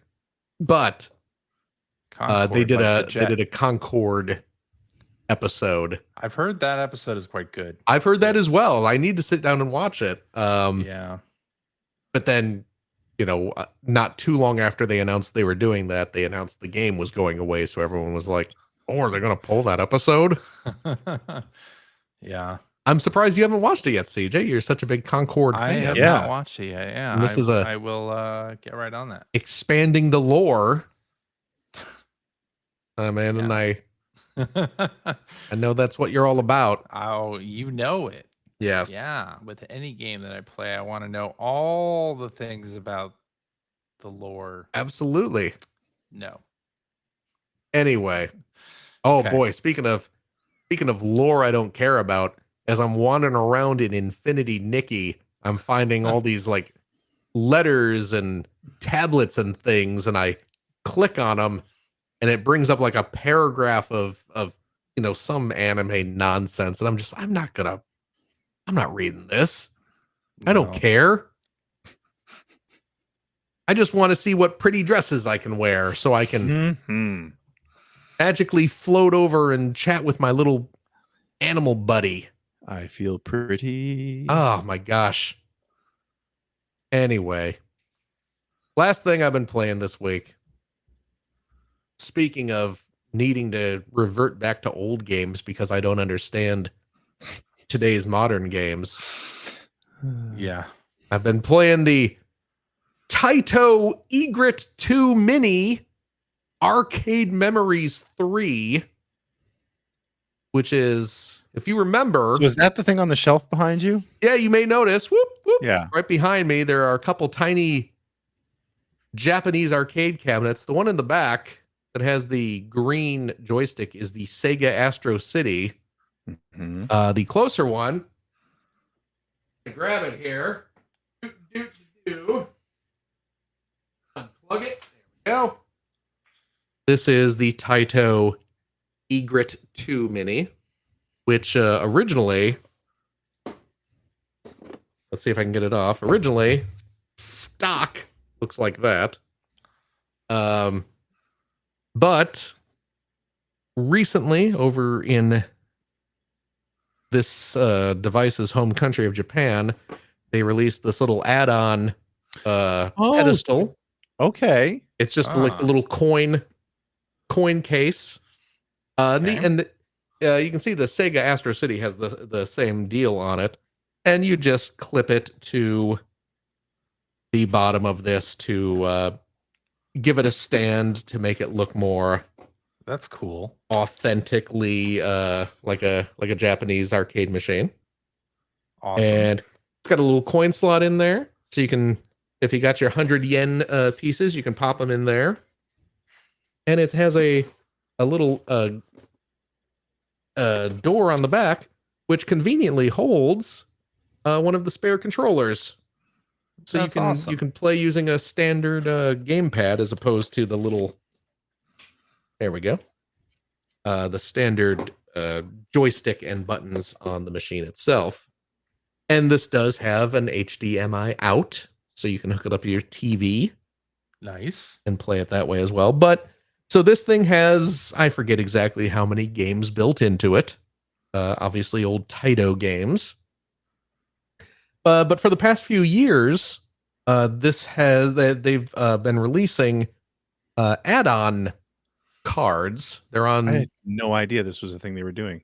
Oh yeah. There are 3 volumes. The 3rd volume just came out, and it was included with the little pedestal stand, and it's just an SD card.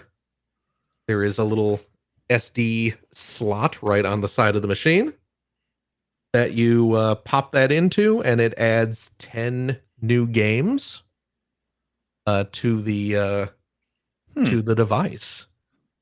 And I ordered that, and it arrived from Amazon Japan. And let's see, what is the list of games on here? And the thing is with this Taito Egret and its expansion packs, a lot of these games I have never heard of. Yeah, that's kind of was my thing with that in the first place, was that, the Sega one I could justify because it's Sega. Right. The Taito one, I wanted one, but at the same time, I was like, that the game collection, I'm sure they're all good, but they just aren't games I cared all that much about. Right. And yeah, it's just one of those things where it's like, I'm curious to see like what are some of these games that I've never heard of. Now certainly some of these you will have heard of. Mr. Do. Of course, we all know Mr. Do. There's one called, I don't know if it's pronounced Rumba, or I guess it'd be Roomba if we're going with the Japanese pronunciation. Roomba Lumber. Okay. Metal Soldier Isaac 2. Wiz, which I'm assuming is short for like wizard and not urination, because you play a wizard in that game. That seems to track, yeah. Who is constantly urinating, so I don't know. Weird. Extermination. I don't know almost since Mr. Do. I have not recognized any of these titles. Dr. Topel Tekentai, Top Landing, Aquajack, Galactic Storm, and Akinvader, which was released over here as Space Invaders 95,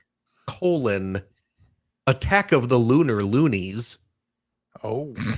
It's kind of like that one I'd actually played, like that one I'd played before, and it's kind of like Space Invaders Parodius. Okay. Is what that is. And it's great. It's a lot of fun. Obviously I was a big Mr. Do fan back in the day, so I wanted Mr. Do, but again, I wanted to see what all these other games were. I've so far spent most of my time playing Mr. Do, playing Aken Vader / Space Invaders 95. I'll tell you what though. Galactic Storm, which is a game I have never heard of. It's a super generic title, but holy crap.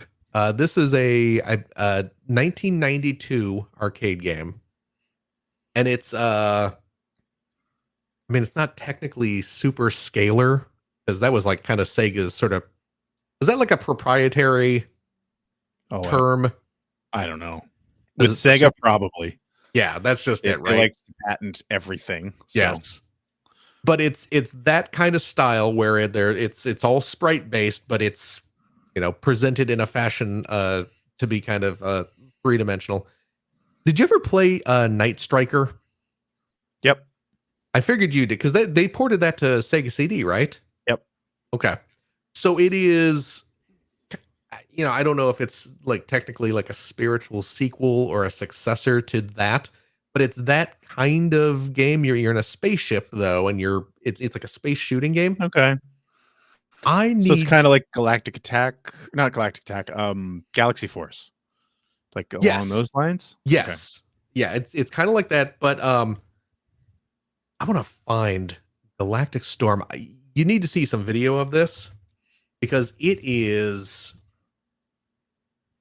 kind of stunning. It is a beautiful game, and it's just blazingly fast, and it's whipping sprites around in such a crazy fashion. And I was just instantly taken by this game. I am about to watch a video of it here. Please watch while you keep talking this and just look at how bonkers this game is, and imagine seeing this in 1992 and how. What is the name of the game again? Oh yeah, I see what you mean. Yeah. Galactic Storm. What's the name? Galactic Storm. There's a lot going on there. Storm.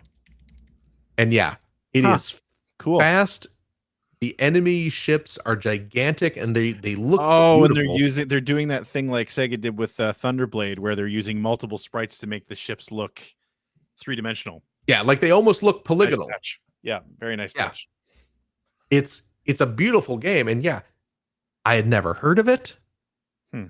And yeah, it was just, well, I guess I'll see what this game is, and I turned it on, and I was just like, holy crap, this is amazing.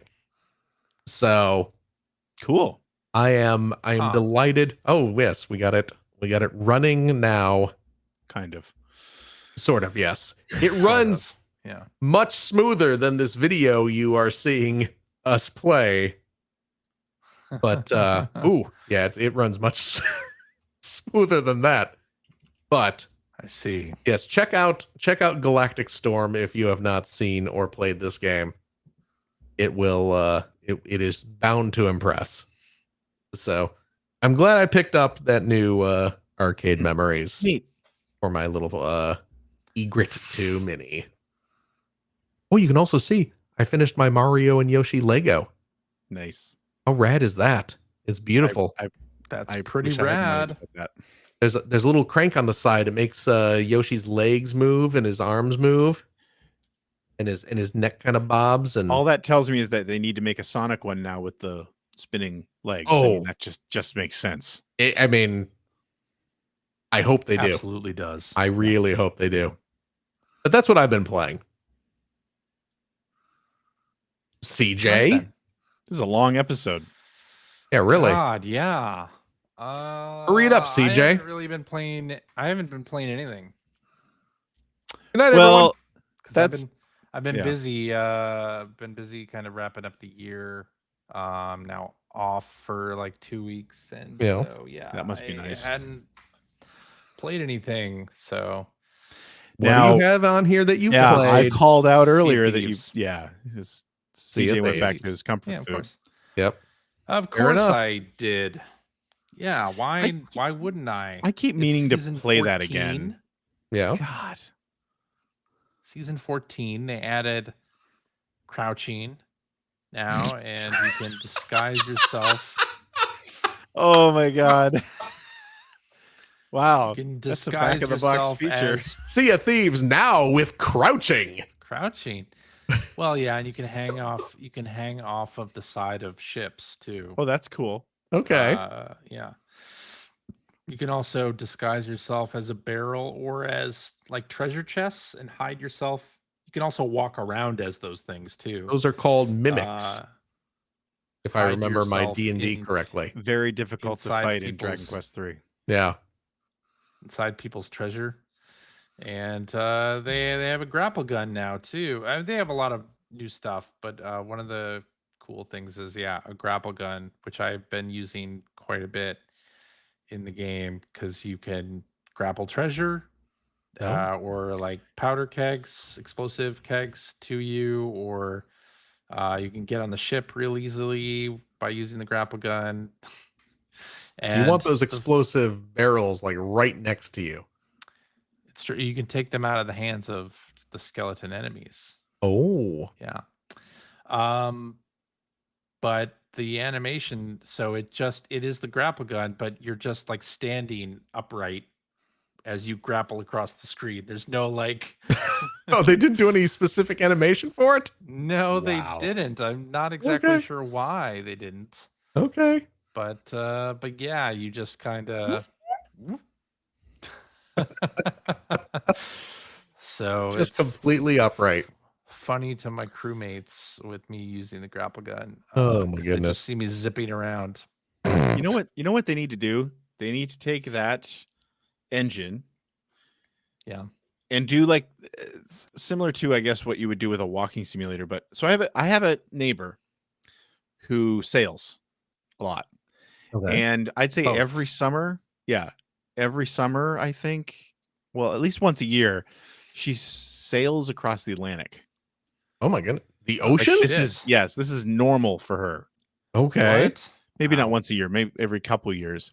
Like, And I always by thought that- herself? Well, no, I think she's like 2 or 3 people with her. But Okay. I mean, it's There not are a big people boat. who are like really nuts who do it alone. It's not a big boat. I think that would be a great sort of in the vein of a walking simulator, like to have something like that, where you're just navigating an ocean. You're There you're talking is about like some that. sort of Desert Bus sequel at that point.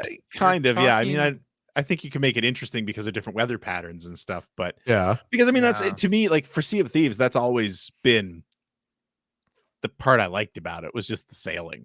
Yeah. You know, like I suck at the combat, and I don't really care too much about carting treasure all over the map. Although now you don't the really ghost have ship to do combat that was anymore. always fun. But anyway, you know, because I'd like to every now and then I was like, I should play some Sea of Thieves. There's a single player version of that now too, right? Yeah, so they have Safer Seas is what it's called. Right, that's what and I need to go they do. Introduced that a year ago, but they actually changed it now too. Oh, Jesus. Is it PvP now? No, so a year Okay. ago it was you only get like 30% of the gold value or whatever. Oh, I don't and you care can only about that. play up to level 40 or something. They changed it so that now you get 100% of the gold value that you would in the regular game, but you can only play up to like level 25, which is enough for you to. But if I just want to go sailing, I don't care, right? Yeah, you just want to go sailing. I should you can download do that. it. I should try playing it on my computer. My beefy It's- computer that I don't play games on, even though I built it to play It's- games on. Super fun still. Yeah, I mean, it sounds Shock like and- it when you put it shock that and- way. Shock and awe. I'm still playing it. Yeah, 6 years on. So If yeah. you need, Greg, Season Well, they 14. crouch now. Season if 14. you need that little extra push, I know you love crouching in games. And this Or has crouching in real life. this has This has everything it. you could want out of a crouch It simulator. has it. Yeah. Yes. No. Finally. No, we should play. You should totally let me know when you want to play. Yeah, when I play. find some free time, Yeah. we'll do that. But yeah, that's all I've been playing. So I guess that means it's time for tweets. Tweet.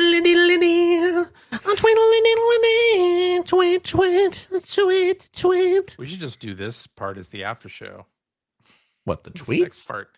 No, we should just do we should do the after show with as all these tweets, and then I mean, we could do that if you want, although we've just announced that we're doing this, but yeah.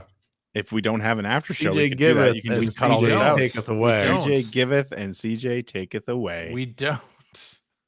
All right, suckers. Wow. No, there are a lot of tweets. There are a lot of tweets. Well, you don't have to do all of them. Well, they're all kind of themed, though. They're themed. Oh my goodness. They're themed, Phil. They're themed. Well. All right, let's do them. We don't have to do all of them now. Well, now we Too have bad, to do all Phil. of them. No We're after doing show them this week. all. We're doing an extra long episode. We're doing them all. Let's just not do an after show. Let's do an extra long episode. CJ's so easy to influence. It's so funny. People pay for those extra episodes. They do, yeah. Yeah. But we're just adding it on to the free feed as a Christmas gift to all of our listeners. Oh all my right. goodness. We'll do 2 after shows next week. What? Hold on a second. I did not agree to that. Let's make our yearly top 5 episode an after show. We'll just lock it behind the paywall. People will love that. Oh yeah. All right, let's do this one from a hacker alias Konami Code, who says, "What are your favorite or most memorable video game memories from the holidays? For me personally, I have very fond memories of visiting my cousins on Christmas and playing whatever new NES games they received as gifts. Getting Final Fantasy 3/6 and playing it all day was pretty great too." So this was the tweet that I was talking about, which is a bit of a heavy subject as far as what I've been playing this week as well. So this past week, I played Batman on the NES. Played through Batman, finished Batman on the NES. Because that's how notoriously good I difficult. Am. It's a difficult game. And the reason why, and I've told this story on the show before. I've told this story in one of my videos on my channel about the NES. So when I was a teenager, I had a pretty close friend named Colin, who we were, as so many of us were, we were friends because we liked playing video games together.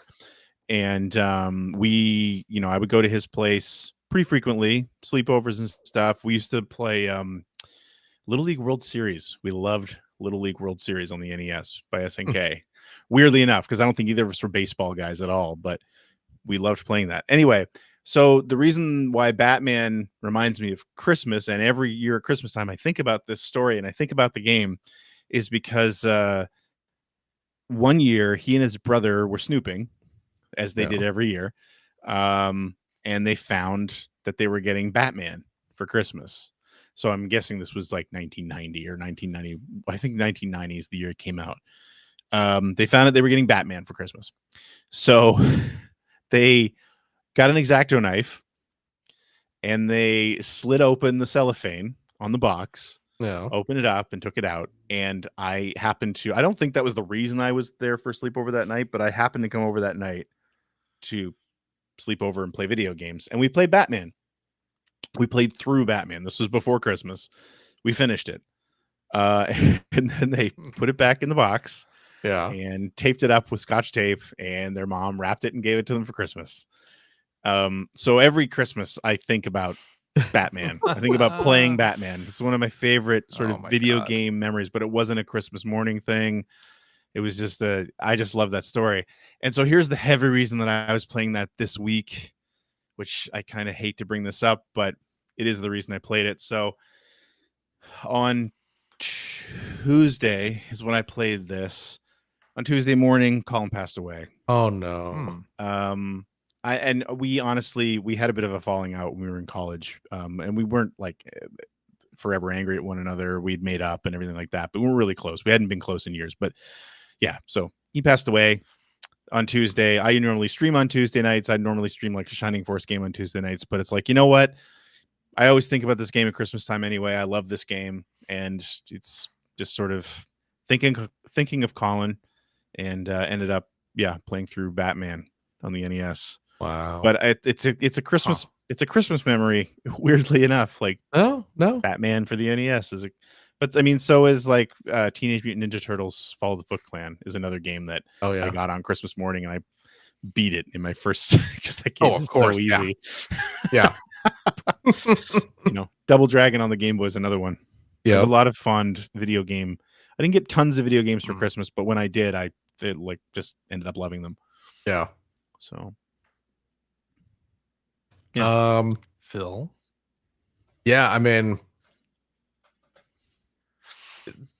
my story, which I thought was going to be unique among these stories, also involved getting out an X-Acto knife and slicing open.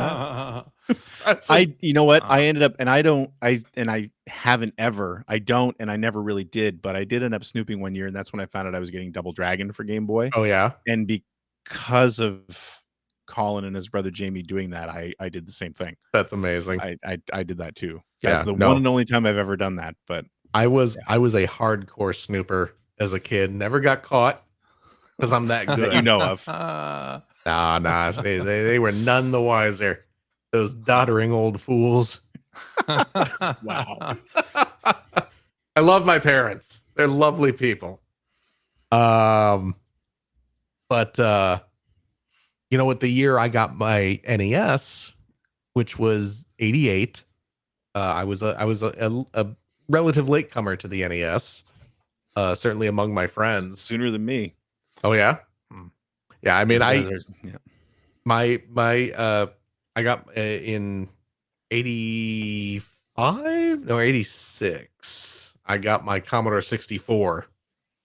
So it took a couple years for me to convince my parents to get an NES because, well, you have a computer you play games on, and you can't play Mario on that, So it took a little while. But before Christmas that year, I got the NES and Mario 2, and I got the was it the action set, right? That came with the Mario Duck Hunt cart. Yep, that's the one I got. Yeah, and that year at some point I was able to open up the NES. Like I actually got God. Wow, what? I got the full system out. Dad was at work, mom was probably out shopping for a few hours. I X-Acto'd open the NES, took it into my bedroom. I had my little TV in my room, pulled it all out, hooked it all up, played a few levels of Super Mario. Wow. And was super excited, and then sealed it all up, put it all back, and that was a big box. Pulling that out of yeah. Well, you know what? I probably didn't pull the whole system out of the wrapping paper. I probably just opened one end of the wrapping paper, opened up the side panel, and pulled out the big styrofoam innards. So I just had to plastic everything up and put it back in the styrofoam and just shove it all back in, and then carefully pull the Scotch tape to make sure it was the same size as the Scotch tape that I cut, and then put it over it. Very precise, very exact. You say that, but I wonder if you saw it now, if you would think. You know what? It was. I strongly suspect that I would have been impressed because I was a pretty anal retentive kid. I did not half-ass that. But yeah, I definitely did that kind of thing. One of the other big kind of Nintendo moments I remember around Christmas, and this was maybe a year later or something. I had gotten DuckTales for Christmas the year that came out. Yeah. And obviously super excited, because who wasn't excited for the DuckTales game? And at the Theobald household, we would we'd get up early to open presents, and it was usually my sister and I sort of leading that charge. We were always there waking our parents up to go open presents. And then we'd do that, and then spend a few hours just chilling out at home. And then kind of in the early afternoon, we'd go over to Grandma's house for the family Christmas dinner celebration, and we'd open presents there as well. But yeah, so I got DuckTales in the morning, excitedly ran to my room to play it, finished it before we went to Grandma's house. Short and easy. Yeah. It was not the longest or most difficult game, but I did finish it before going to Grandma's house. But back then that wasn't. Yeah, I mean, I think you have to keep that's the context that you need to be sure of. Is like games weren't super long, but again, Batman, I finished that in an hour and 45 minutes this week. Wow. Yeah. And that was dying a few times. Like, it wasn't a direct end-to-end run through it. Yeah. But yeah, I was not disappointed that I had finished the game in a couple hours. I played through it. I couldn't tell you how many more times from start to finish. That's such a good game. That's a classic. It absolutely is. Still one of the best things on the NES. But yeah, that was ingrained memories for sure. What about you, CJ? Well, here's one thing. I did not actually ever open any of the. I only did it once. A good boy. Once. Yeah, my brother and I opened like wrapping paper to see what was inside, but we never actually then physically took the next step to open the game or toy or whatever, and then play it or utilize it in any way. Which now that I'm hearing that is possible, why didn't we? Yeah, exactly. We didn't really have X-Acto knives in ready use. Not with that attitude, house, I guess. Yeah. But anyway, so yeah, what I remember most is getting Mike Tyson's Punch Out. Oh yeah. Oh Christmas, man, and be a nice playing morning. the hell out of that. Yeah. Another classic. But then of course we decided our fingers were hurting from pressing the buttons, so we need to go get the NES Advantage. Because that has turbo buttons, and this would make that a lot easier to like get up after getting knocked down. Okay. And yeah. Why not, right? So somehow we conned my parents into going to Kmart and getting an NES Advantage like the day after Christmas or something. Wow. That's how we got our NES. Was the day after Christmas. Wow, you guys like convincing your parents for a second day of gifts? Well, just the NES Advantage. Still. Yeah, and I believe it was like we used funds from grandma or something. Okay. Yeah. Oh no, we talked my dad into buying us a Nintendo. Oh my goodness. That's insane. But we called him, right? He tried to bluff us. I've told this story before where we really wanted an NES, and I don't know. It's funny, now that my father's gone, I remember, I think of all these things where it's like, God, I wish I could ask him if he remembered any of this stuff. But we really wanted an NES one year, and we didn't get one. I think it was 1990, actually. Mm-hmm. It may have been 89. It was hard. They were hard to get. They were always hard to get. Yeah. And we really, really desperately wanted one. And we didn't get one. And we sort of were begging him. And my dad he didn't have tons of money. My parents were divorced. And so it's like, and my mom had even less money. So it's like he wasn't big on big purchases like that out of the blue, right? And so, but we finally we annoyed him so much that he finally said, like, if you can find one, this is right after Christmas, right? If you can find one for sale, I'll buy it. And we spent like 2 hours on the phone that night with the yellow pages. Had the yellow pages open. We were calling every retail store we could find. And I mean, we didn't have, like electronics boutiques and stuff like that here. So we were calling like Zellers and Sears and Simpsons and all these like department stores that you probably don't even recognize most of those names. But we found one. I didn't know was Simpsons. Yeah, we found one. Wow. In the next town over. And to my old man's credit, he kept up his end of the bargain. And now, did he into the car and we went and bought it that night, an action set. Did he expect you to be unable to find one? Yeah. Like, was this you calling his bluff? Right after? Yeah, it was right after Christmas. I remain convinced to this day, and I'm sure if he was here, he would agree that, because he wasn't an idiot. He knew how hard those things were to get. Right. And it was right after Christmas, so of course it wouldn't be available. So I think we made him pay for his bluff, basically. So yeah, that's funny. That's how we got our Nintendo. This is from your hubris, father. Exactly. Well, good on him for. And I remember, because sticking to his word. I live in the house I grew up in, and where I'm sitting right now is where his big wooden floor model TV was. Oh wow. And I was sitting like right there the first time I played my Nintendo. Beautiful. That's awesome. Yeah. Absolutely beautiful. Too good. All right.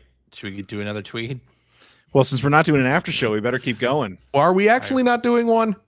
We're actually not doing one. Well, then let's keep going. This as the after show. This whole thing. Okay. We're doing it live. CJ's got a bunch of different plans going here. Seriously. All right, let's do this one from Voltea Madres, who asks, have you ever been disappointed by a Christmas gift given or received? I don't remember ever being disappointed by one. I mean, I think there were years where I kind of might have hoped for something that I didn't get. Right. And I mean, on the flip side of that, as far as given, I mean, I'm sure there have been years where I've given something to my kids that they didn't react as happily as I hoped they would. You know what I mean? Like, they weren't as excited about getting this as I was about giving it, but nothing really stands out. Okay. So, I mean, we've all heard my Blaster Master. That was a birthday present, though. That was not a Christmas. That was the first thing I thought of. That was me being a jerk to my poor mother about a birthday present. Christmas, though, the only thing I can think of, and it's not even video game related. There was one year, and this was, back in, I was probably 7 or so. Like 7 or 8. A long time ago. Very young. Yeah, many 40 years ago. Whoa. Man had just stepped foot on the moon. Allegedly. They had just filmed the moon landing in beautiful Duke Nukem 3D taught us anything. In sunny California. I had got it into my head that I wanted more than anything was a telescope. I wanted I had a telescope when I was a telescope so I could look at the moon, so I could look at the stars. I was that kind of nerdy space kid, I wanted that, I so desperately wanted to go to space camp when I was a kid. Oh my God, me too. And obviously yes. There was no way it was, my parents were far too poor to send me to space camp, for crying out loud. But I so desperately wanted a telescope. And I don't know what I got it into my head that like, oh, I'm gonna get a telescope for Christmas this year. I had no reason to believe that, but you know, you're like 7, you don't think logically. And we were over again, we were at grandma's house, opening up our family presents. Huh? It's gonna happen. You're manifesting it. I mean, it had to. I wanted one so much. Certainly my grandmother or my aunts and uncles are gonna know. And I opened up a present that, again, in my dumb child head, this is gonna be a telescope.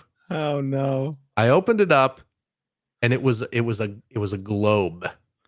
Oh, and a globe, a globe, a globe. a globe. Although today that'd be fun because it would still have the USSR on it. You know, it's like 1982. A globe. You know what? Yeah. Why would you think a box that's shaped like a? Because I'm a dumb kid. Globe was a telescope. Because I'm a dumb child. That's why. Who is hoping beyond hope? Maybe you assemble it. Oh, God. Maybe it's in parts, and you put it together. Yeah. And I'm hoping that this story ends with Phil being an asshole to his grandma or something. Well, first of all, like the anticipation. It was from my aunt and uncle. It was from one of my aunts and uncle. One of my aunt and uncle gave it to me. This was not a grandma present. Okay. So then you spent the next half hour chewing them out. No. Cool. Now I get to stare at Earth, which is the opposite of what I wanted to stare at. Like. I wanted to look out from Earth, not down onto it. Look, here's where I am on this globe. You can see how disappointed I am. In my daughter's room right now is the globe I had when I was a kid. Oh, really? Yeah. And like all I wanted to do was look at the moon. And then you mooned them. Pay them back. This Christmas sucks. Can you locate the equator on my ass?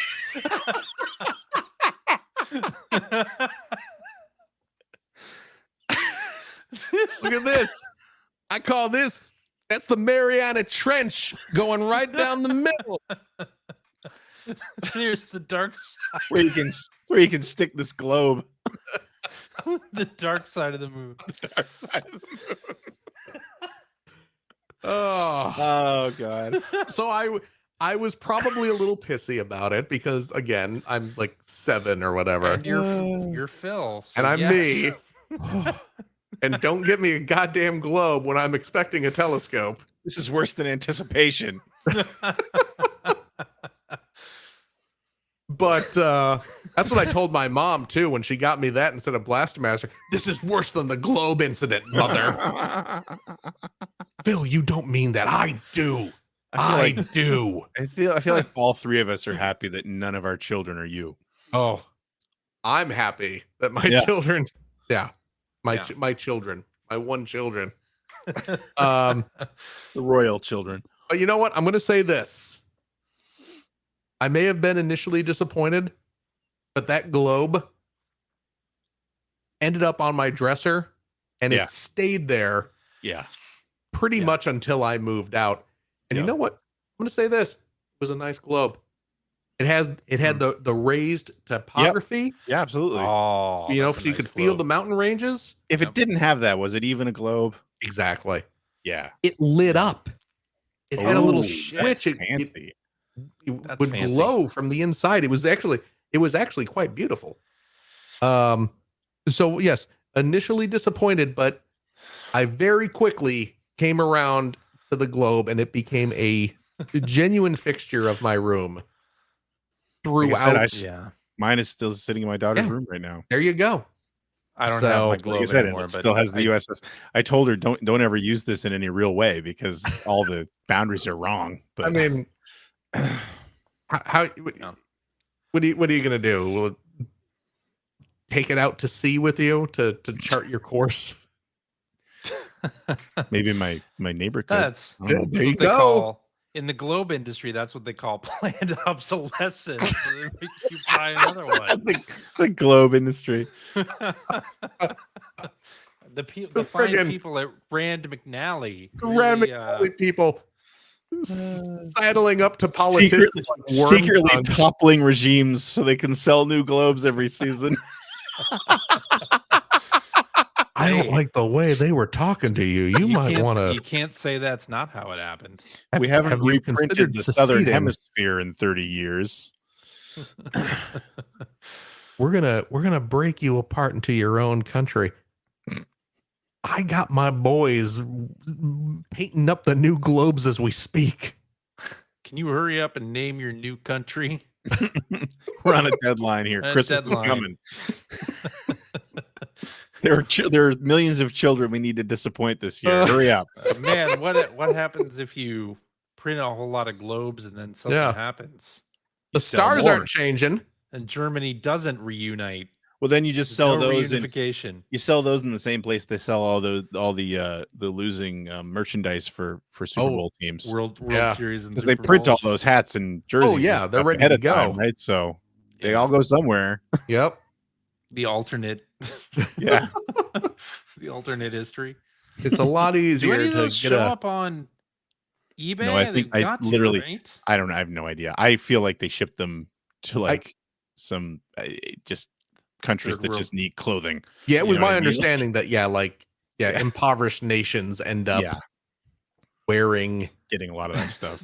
And I don't know that, but there's some foreign country that is like some sort of bizarro inverse sports world. All the losers the wrong win. idea of who won the Super Bowl.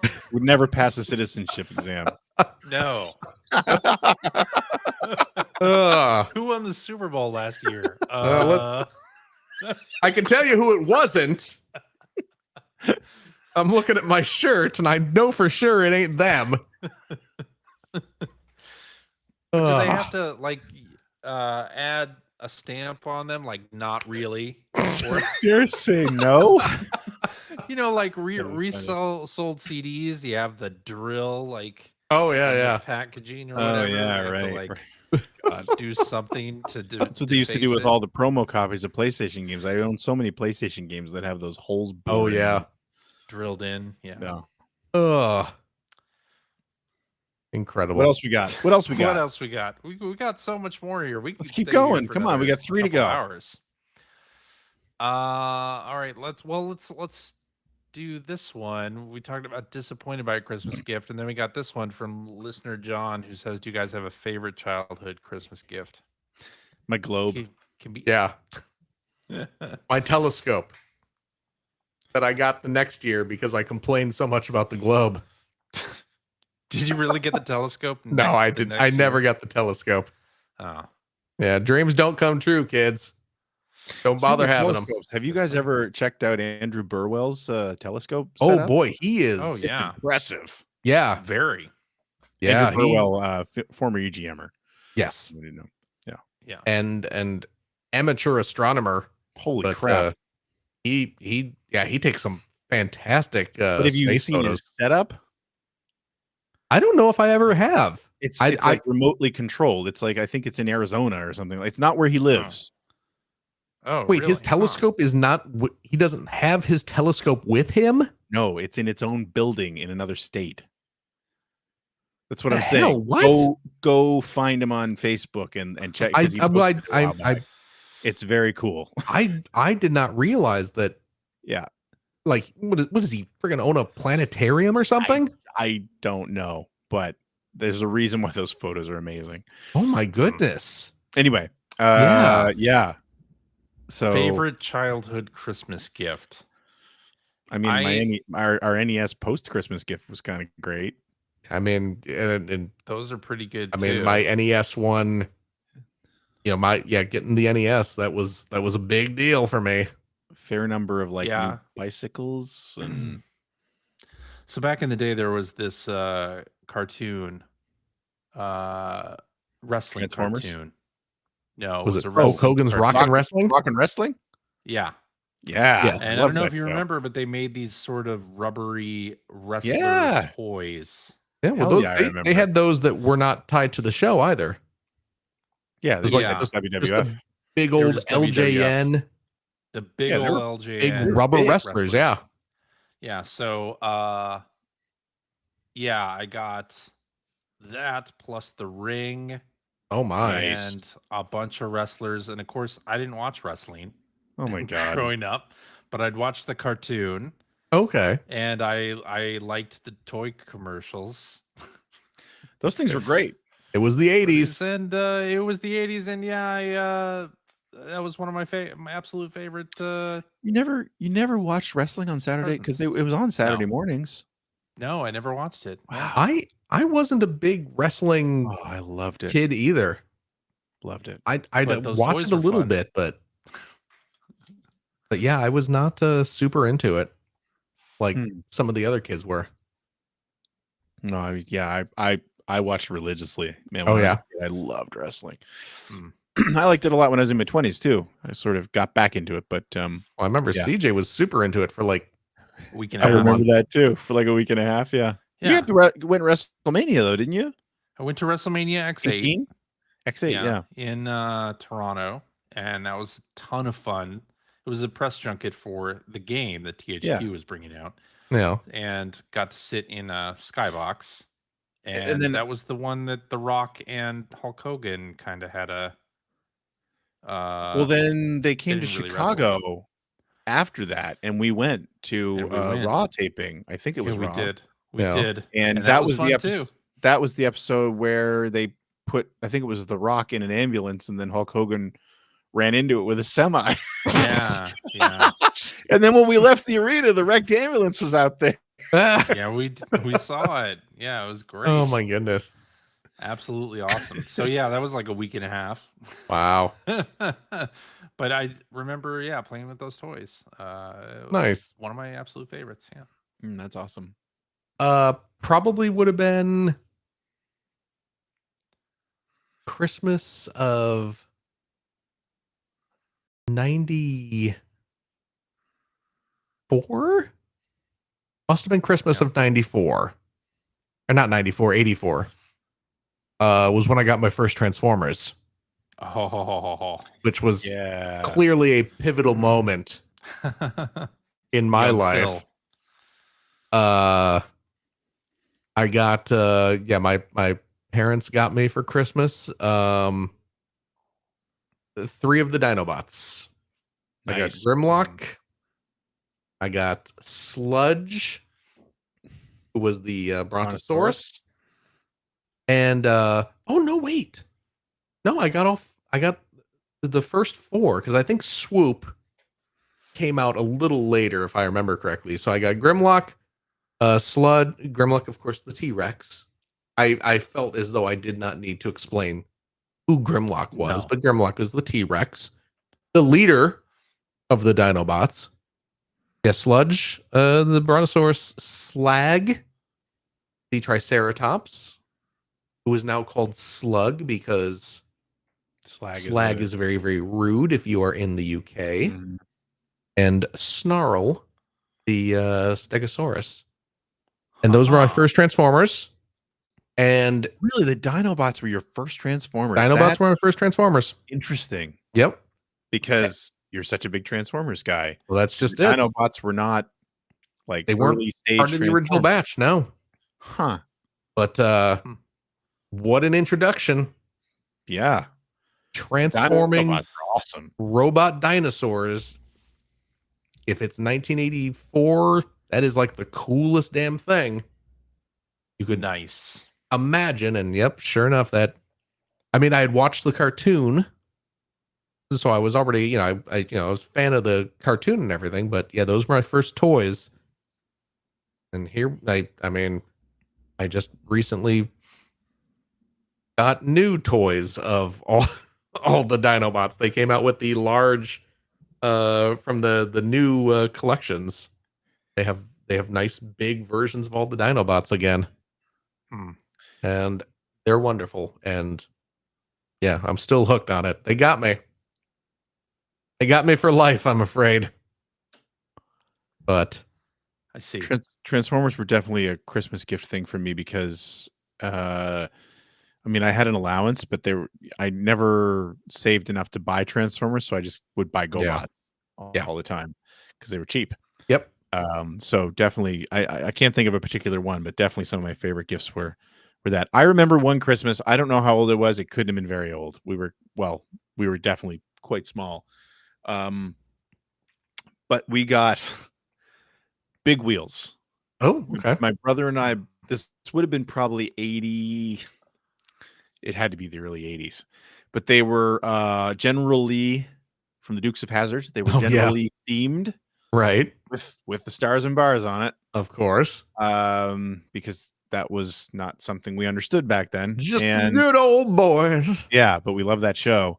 But yeah, I remember because they were so big that when we got up, similar to what you were saying, Phil, like my brother and I would get up super early on Christmas morning.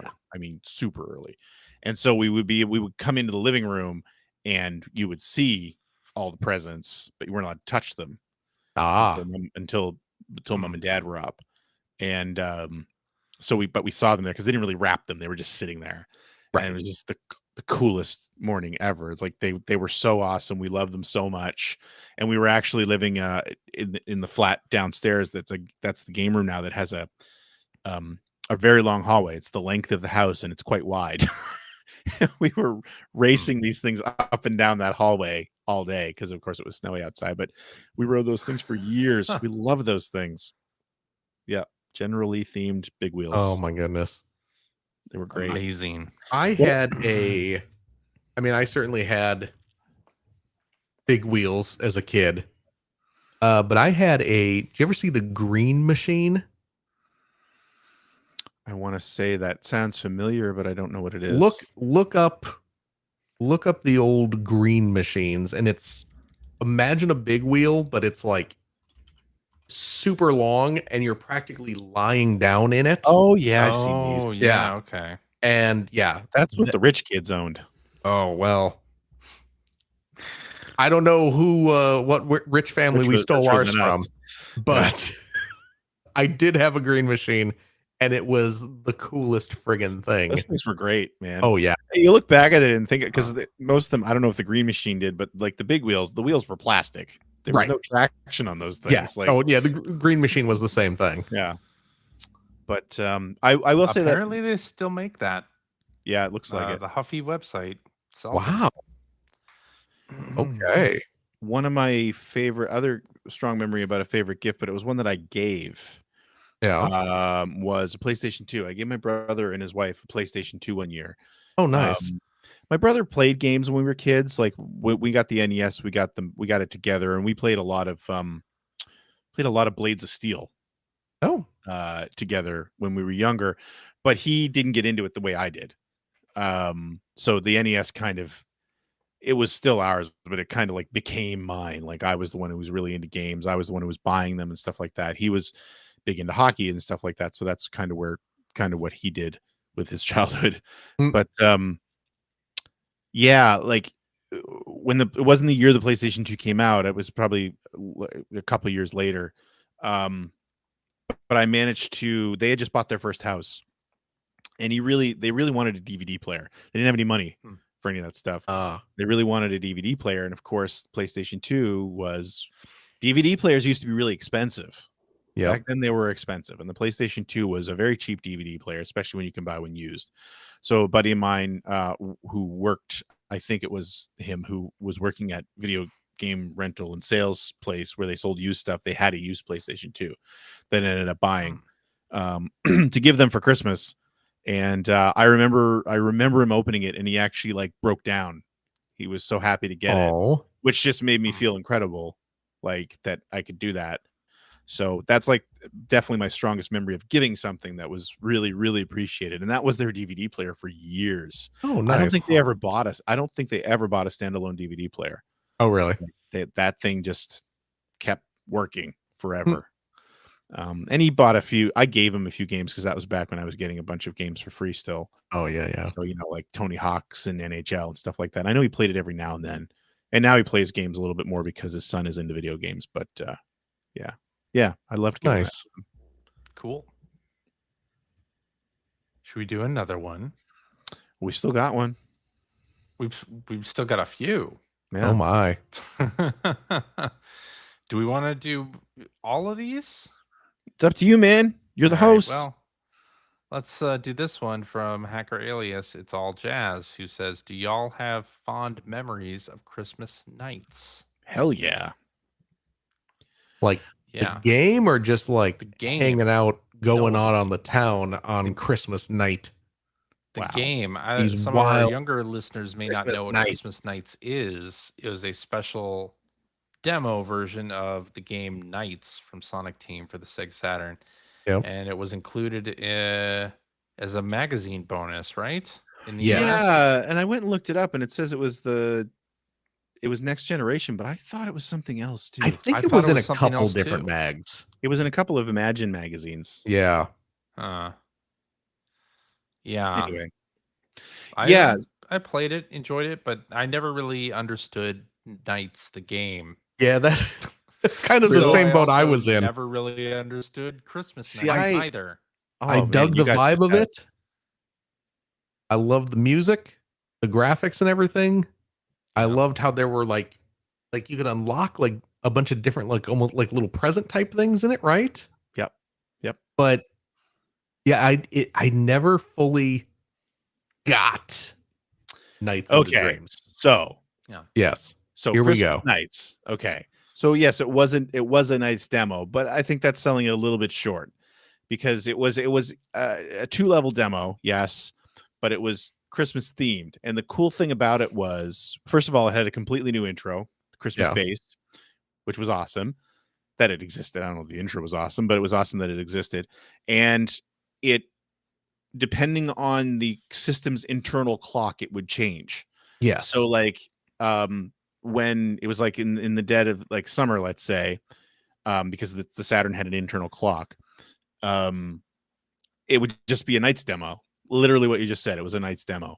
But as you got closer to Christmas, like the music would change, the levels would change, they would start getting decorated. And I believe like because the way that game worked is you would collect gems and then you'd have to find this one sort of orb in the middle of each track. The level was split into tracks that you flew around to deposit these gems. And I believe that it wasn't like this all year round, but when you got around Christmas time, those orbs turned into Christmas trees. And then there was a bunch of stuff you could unlock. There was a bunch of original music on there that wasn't in the game Nights. It was themed based on Nights. There was a 3D Sonic level that you could unlock. Well, it wasn't a level, but you could unlock Sonic and run around the level as Sonic. Right. Which I think was the first time he was ever in 3D. So that was kind of neat. The other thing, and this is relevant to you, CJ, is that so there were kind of like Sonic Adventure did this where there were the chows, the little creatures that you could raise and using your memory card and stuff like that. But they had it was called the A-Life system in this game where you would see these little creatures, these little Nighttopians they were called, who would be hanging around the level on the ground. Like when you turned into Nights, you were flying the whole time. You would see these little Nighttopians and you could affect them. If you did a spin attack near them, you would actually hurt them, I think. But when you grabbed an enemy and threw them, if they, I believe, and I'm probably going to get called out on this by Mike, but if they collided with Nighttopians, they would actually mutate. There's a whole, this A-Life system is this whole thing that's running in the background. Yeah, see, this is part of the stuff that I never got. I think most people who played it never got it. But the definitive A-Life FAQ, as far as I understand, was written by CJ's best friend Mike. Is that right? Yeah. If you go look up, I think on GameFAQs, if you look up Christmas Nights, it's probably his FAQ that's in there. That's pretty funny. But yeah, like it's this whole system that's underlying, and I think it was kind of like the prototype for what sort of the Chow system ended up being. But yeah, this A-Life system, I think it's in Nights as well, but it's happening in Christmas Nights for sure. Wow. So yeah. Anyway, it was a fantastic, and yeah, you got it for free. It was a disc that you got for free with buying a magazine. And I remember I was living in Charlottetown at the time when that came out, and I remember making a trip down to the mall to find a magazine that had that disc, and I don't remember buying it. I don't remember it being Next Generation that I bought because I normally just bought Next Gen anyway. But I want to say it was another Imagine magazine. Damn. But I loved it. It was great, and you could, like I said, you could, if you liked Knights. If you didn't get Knights, you weren't going to get it. But yeah, it was really cool. I clearly have a lot of fond memories of that. Definitely. Ugh. All right, let's do this one from Hacker Alias JW Noise, who says you can only receive or play one game this Christmas. What is it? Indiana Jones. Well, I've got news for you, friend.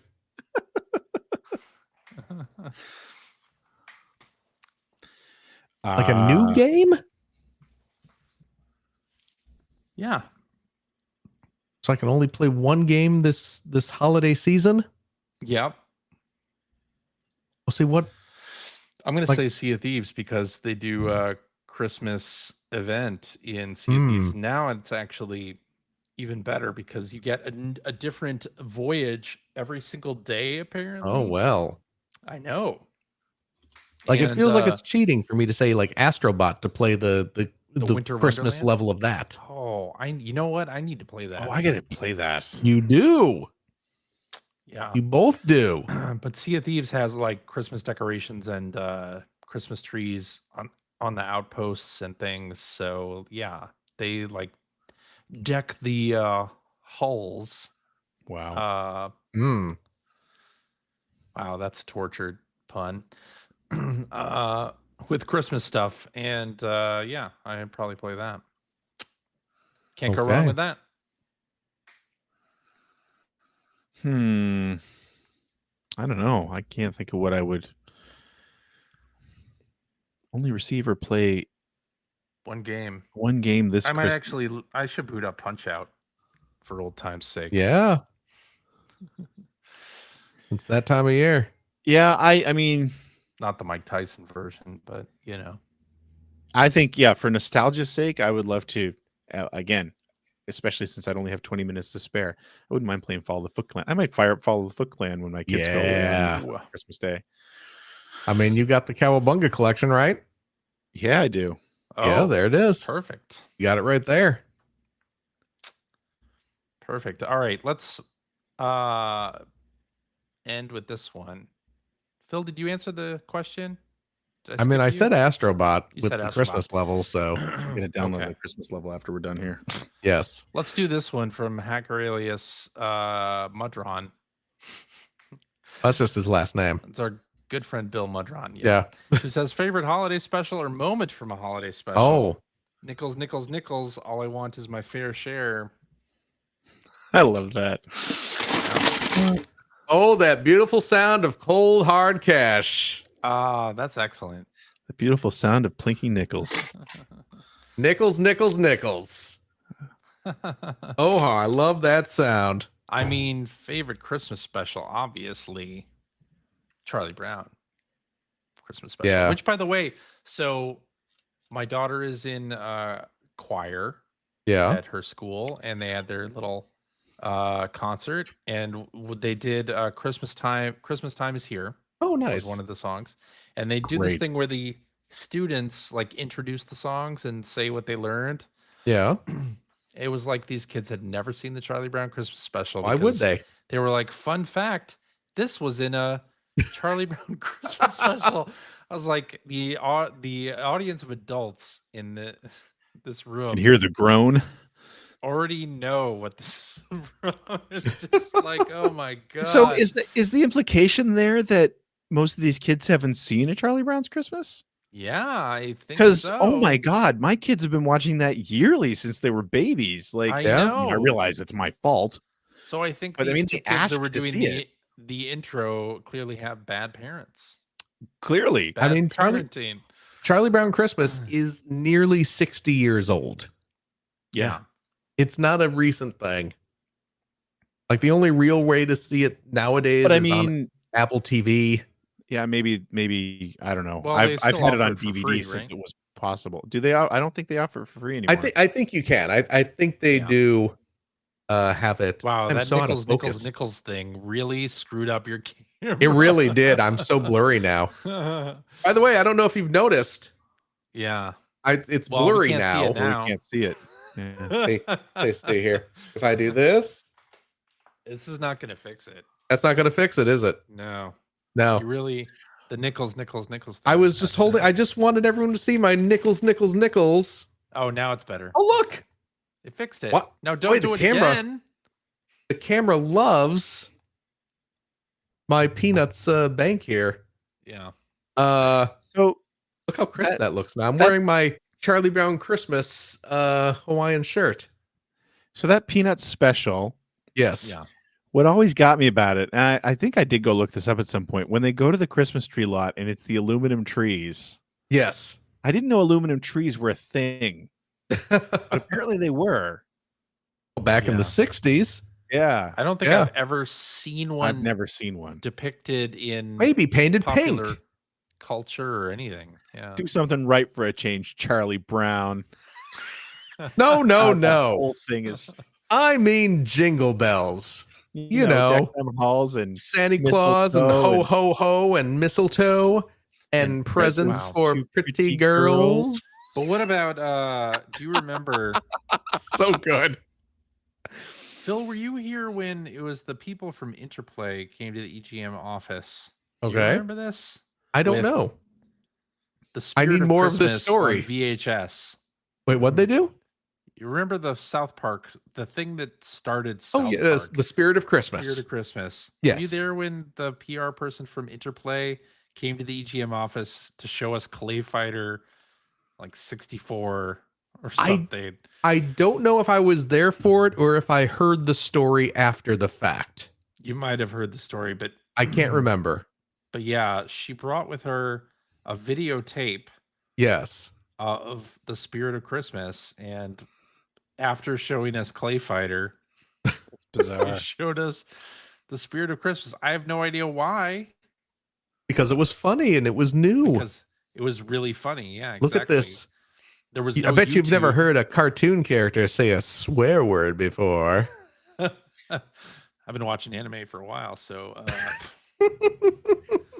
CJ pushed his glasses up his nose, like, actually. But yeah, so, we watched Spirit of Christmas, and that also is a good Christmas special. So I do have a different one. I mean, Charlie Brown's Christmas is my favorite. I mean, of course, there's no question, right? And there's so many other ones that are, classics. I mean, the Grinch, obviously, and anything and all Rankin Bass stuff. Now, when you say the Grinch, you mean the Chuck Jones? Yeah. Yes. Yeah. The animated one. Yeah.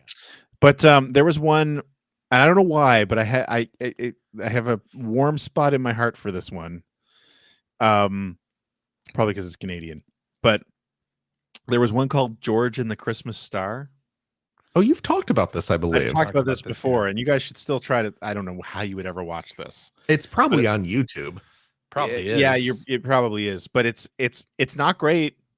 I'm not going to sell it very well, but all it is it's about a guy who is decorating his tree and can't find a star that he likes for the top of his tree, and then he sees the Christmas star and he decides that's what he wants, and he builds a spaceship and he goes to space to get the Christmas star, and has an adventure with robots and space pirates and everything like that.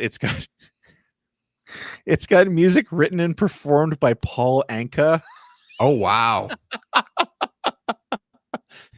Which, I mean, most people don't even know who that is. But yeah, I'm trying to see what year it came out.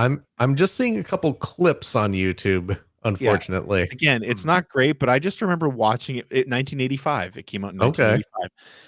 I remember watching it when I was a kid, and I just have a special place in my heart for it. I watch it every year. And Oh, again, my goodness. It's not good. Yeah. But it's just one of those things that I mean, it obviously just takes me back to in front of the TV watching it when I was 9 years old. Totally. But yeah, I loved it. George and the Christmas Star. Oh my goodness. You should watch it sometime.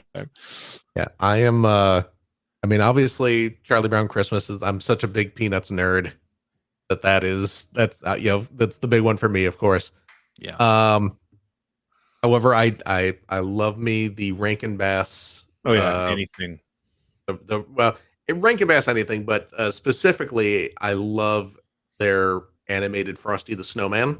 Mm-hmm. Yes, with those glorious character designs by Paul Coker Jr., who had done like a lot of work for like Mad Magazine and things like that back in the day.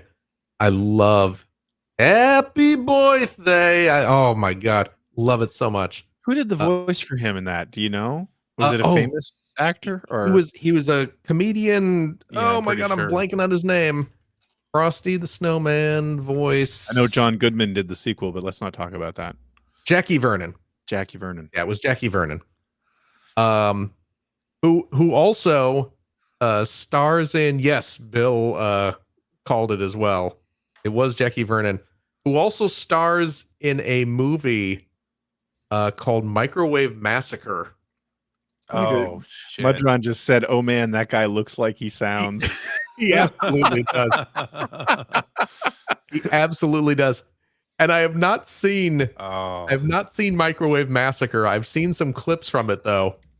Oh, he really does. I remember the cover of it. Yes, it's like a woman's head in a microwave. Yes, and it's like scarred the clips for I've seen, life. and he's doing the like that's his voice. The Frosty voice is exactly his voice. Oh, geez, fellas, my wife's making me one of these microwave dinners on these newfangled appliances. You know, and I got to start murdering people. It's that kind of thing. I just found 10 minutes of his stand-up. I'm going to watch after the show. Oh, that's amazing. Oh man, I remember that cover though. It truly did scar me for life. Yeah. Oh, it's a creepy ass cover. Yeah. I love me some Emmett Honors Jug Band Christmas. I was talking about that like a week or two ago with you. Don't give me that sad eye roll, CJ. I didn't. Oh, I don't know. Doing a sad eye roll. I was looking off to the corner of the screen. Okay. At the Microwave Massacre cover. And okay, you were just getting horrified by Microwave Massacre. Fair enough. Apparently, it's on Tubi. Okay. Nice. For free. Nice. So you can watch Jackie Vernon. I don't old Frosty himself murdering people with a microwave. Yeah. Oh man. It's like that and the cover of Scanners. Just like freaked me the hell out. But if you want some Jim Henson goodness, go watch Emmett Honors Jug Band Christmas. And then I'm a sucker for it's another Rankin Bass one. And I made a reference to it earlier today. Was 'Twas the Night Before Christmas, which is another one of my favorites. I see. Which features the classic song "Even a Miracle Needs a Hand," which I actually rewatched that just a few days ago. I watched that special again, and it's oh my goodness. And yes, Bill makes a point in the chat. Yes. That the guy who did all the Peanut specials did a sequel to the Frosty special. Yeah. With John Goodman. It was terrible. It was bad. It was real bad. Bill Melendez is the animator you're thinking of, Bill. Yeah. And Frosty does get married in a stop motion one. Or wait, was it this? No. I can't because there are a couple Frosty specials, and I can't remember the one he gets married in. Was that a stop motion one? I don't remember. But he does get married, and he has a crossover. There's one where they do a crossover with Rudolph. And that one's definitely stop motion. My goodness. Anyway. See, I'm just looking at the time that we've been recording, and it keeps ticking up. Well, you're the one who was like, TJ's saying we're done. Yeah. No, I think this is great. Let's talk some more. Happy birthday. It's almost 1 o'clock here. I don't want to talk too much more. And it was around that time when old Greg was getting a little sleepy. But it was too late. Frosty had already melted away. They needed a little bit of that Christmas magic. Al Pacino? Yeah. Al Pacino narrates the Frosty special. Hooah! And here comes old Santa Claus. Hooah! Then he says something offensive about the ant buying the globe for him. Yeah. Call back.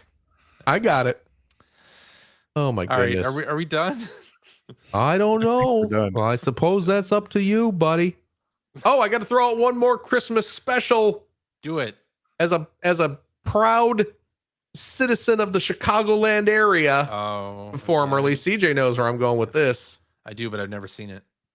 How did you not watch the Bozo Show growing up? I did. The old lady, I-A.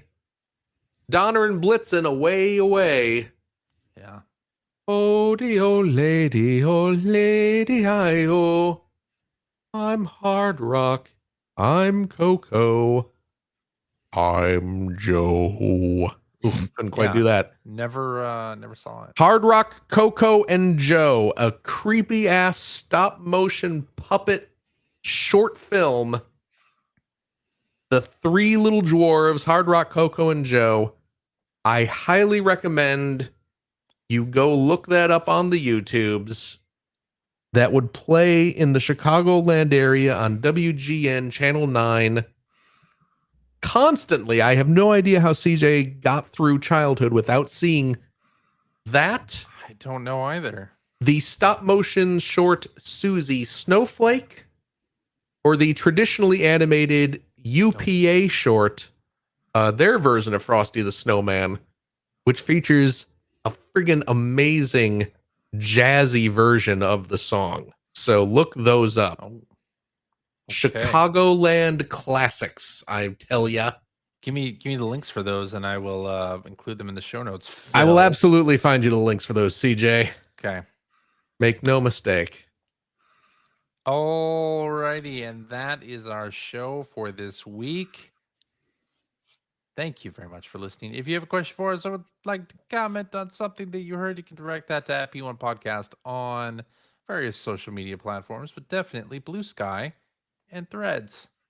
We also have an internet website at player1podcast.com. There you'll find our contact information. You'll find various other things. And show notes and links to all the things that we talked about. Oh boy. During this episode, there's probably a lot of things that we talked about. I don't know. I don't remember when we started. No. Yeah, me neither. And there's also a link to our Discord server where you can discuss this episode with us and our other listeners. If you would like to subscribe to the Player One Podcast, you can do so by visiting player1podcast.com or by loading up your favorite podcast listening app. We're on Spotify. You can like us on Facebook. You can watch video archives of our show on the youtubes.com/P1 Podcast, or you can watch us live most weeks on the YouTubes, the Facebooks, the Twitch.televisions. Just follow one of our many social media accounts to find out when we are doing our next live show. Typically, not always, clearly this week, but typically we record on Sunday evenings at 5:30 specific time. But again, check the social media. And we hope you join us. And I'll tell you what, if you like what you've heard, and how could you, head over to patreon.com/P1 Podcast. Throw a few shekels our way. Consider it your Christmas gift to us. We just made the regular show longer. Yeah. I mean, come on. Yeah. And I'll tell you what, if you are a Patreon supporter of the $5 tier, cheap, you gain access to a special, I guess mostly weekly now.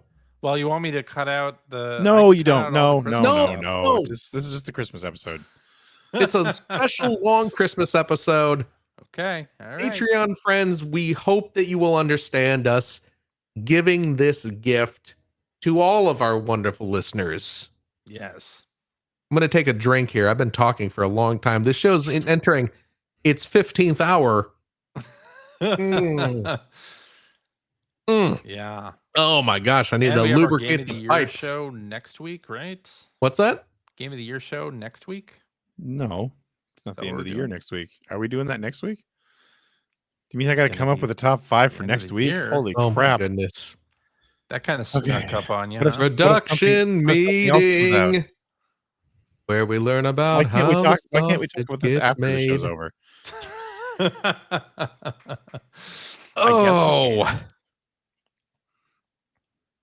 Normally we have a little after show that we do where we play games, crack wise, having we're not doing it this week because we did the super long show this week. Yeah. Normally though, you get those bonus episodes. If you want to, you know what? Check your feed. Check your Player One podcast feed. Because every Thursday night or Thursday, is it night? Yeah. Is that the time o' day? Yeah. CJ puts up one of the old after shows every Thursday from like 2 years prior. So you can get a taste of what our after shows are usually like. And, if you want the fresh ones, they're waiting for you on the Patreon for just $5 a month. We do, of course, we use those funds to keep us streaming and all that stuff. Those costs that come with running a podcast. You know how it goes. So, we appreciate it. We love you all. Thank you so much. And I'll tell you what, if you have a couple bucks left over, why don't you go to patreon.com/Greg Seward to help support Greg's outstanding, and it is outstanding web series about North America's favorite runner-up of the Sega Genesis. Thank you, Philip. And if you are a supporter of the $3 variety, also cheap. Listen, we can't have any more blasphemy this episode. Y'all made the devil a character on your podcast. I don't think we all did that. I hate to break it to you, Greg. This is 100% blasphemy from episode 666 all the way up to the present day. And you're welcome for it. How are you doing? Are you having a good time? I am, but I'm starting to get a little tired. You get get ready for Boxing Day. Yes. Happy holidays, everyone. You get early access to all my videos, including the latest video about growing up with a 3DO. I didn't grow up with a 3DO, but having a 3DO while I was growing up. You should go check that out, along with all the other videos I've done over the past 10 years. And they're wonderful videos. Thank you. Yes. They're all wonderful. Thanks. Is that it? That's all I do, right? That's I it? think that's it. Yep. That's it? Yep. Pretty sure we're done. CJ. Yeah.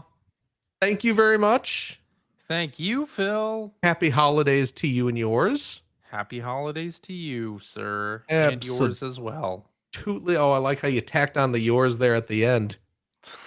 You and the fam. Yeah, I know. Yo. Happy holiday to you and yours. Thank you, Philip. You as well. Oh, absolutely. And of course, a big old thank you to you, our wonderful listeners, every single darn one of you. As always, take care of yourself, your loved ones, your family, your friends. Be kind to each other. Be kind to yourself. Absolutely. And happy holidays to you and indeed to yours as well. We hope you have a lovely holiday season. And we hope to see you next week when we may or may not be doing our Game of the Year show. Will it be next week? Will it be 2 weeks from now? I guarantee you it will be one of those. We'll find out. It'll be a fun mystery for you as well as us. Please join us. Good night. Bye. Bye.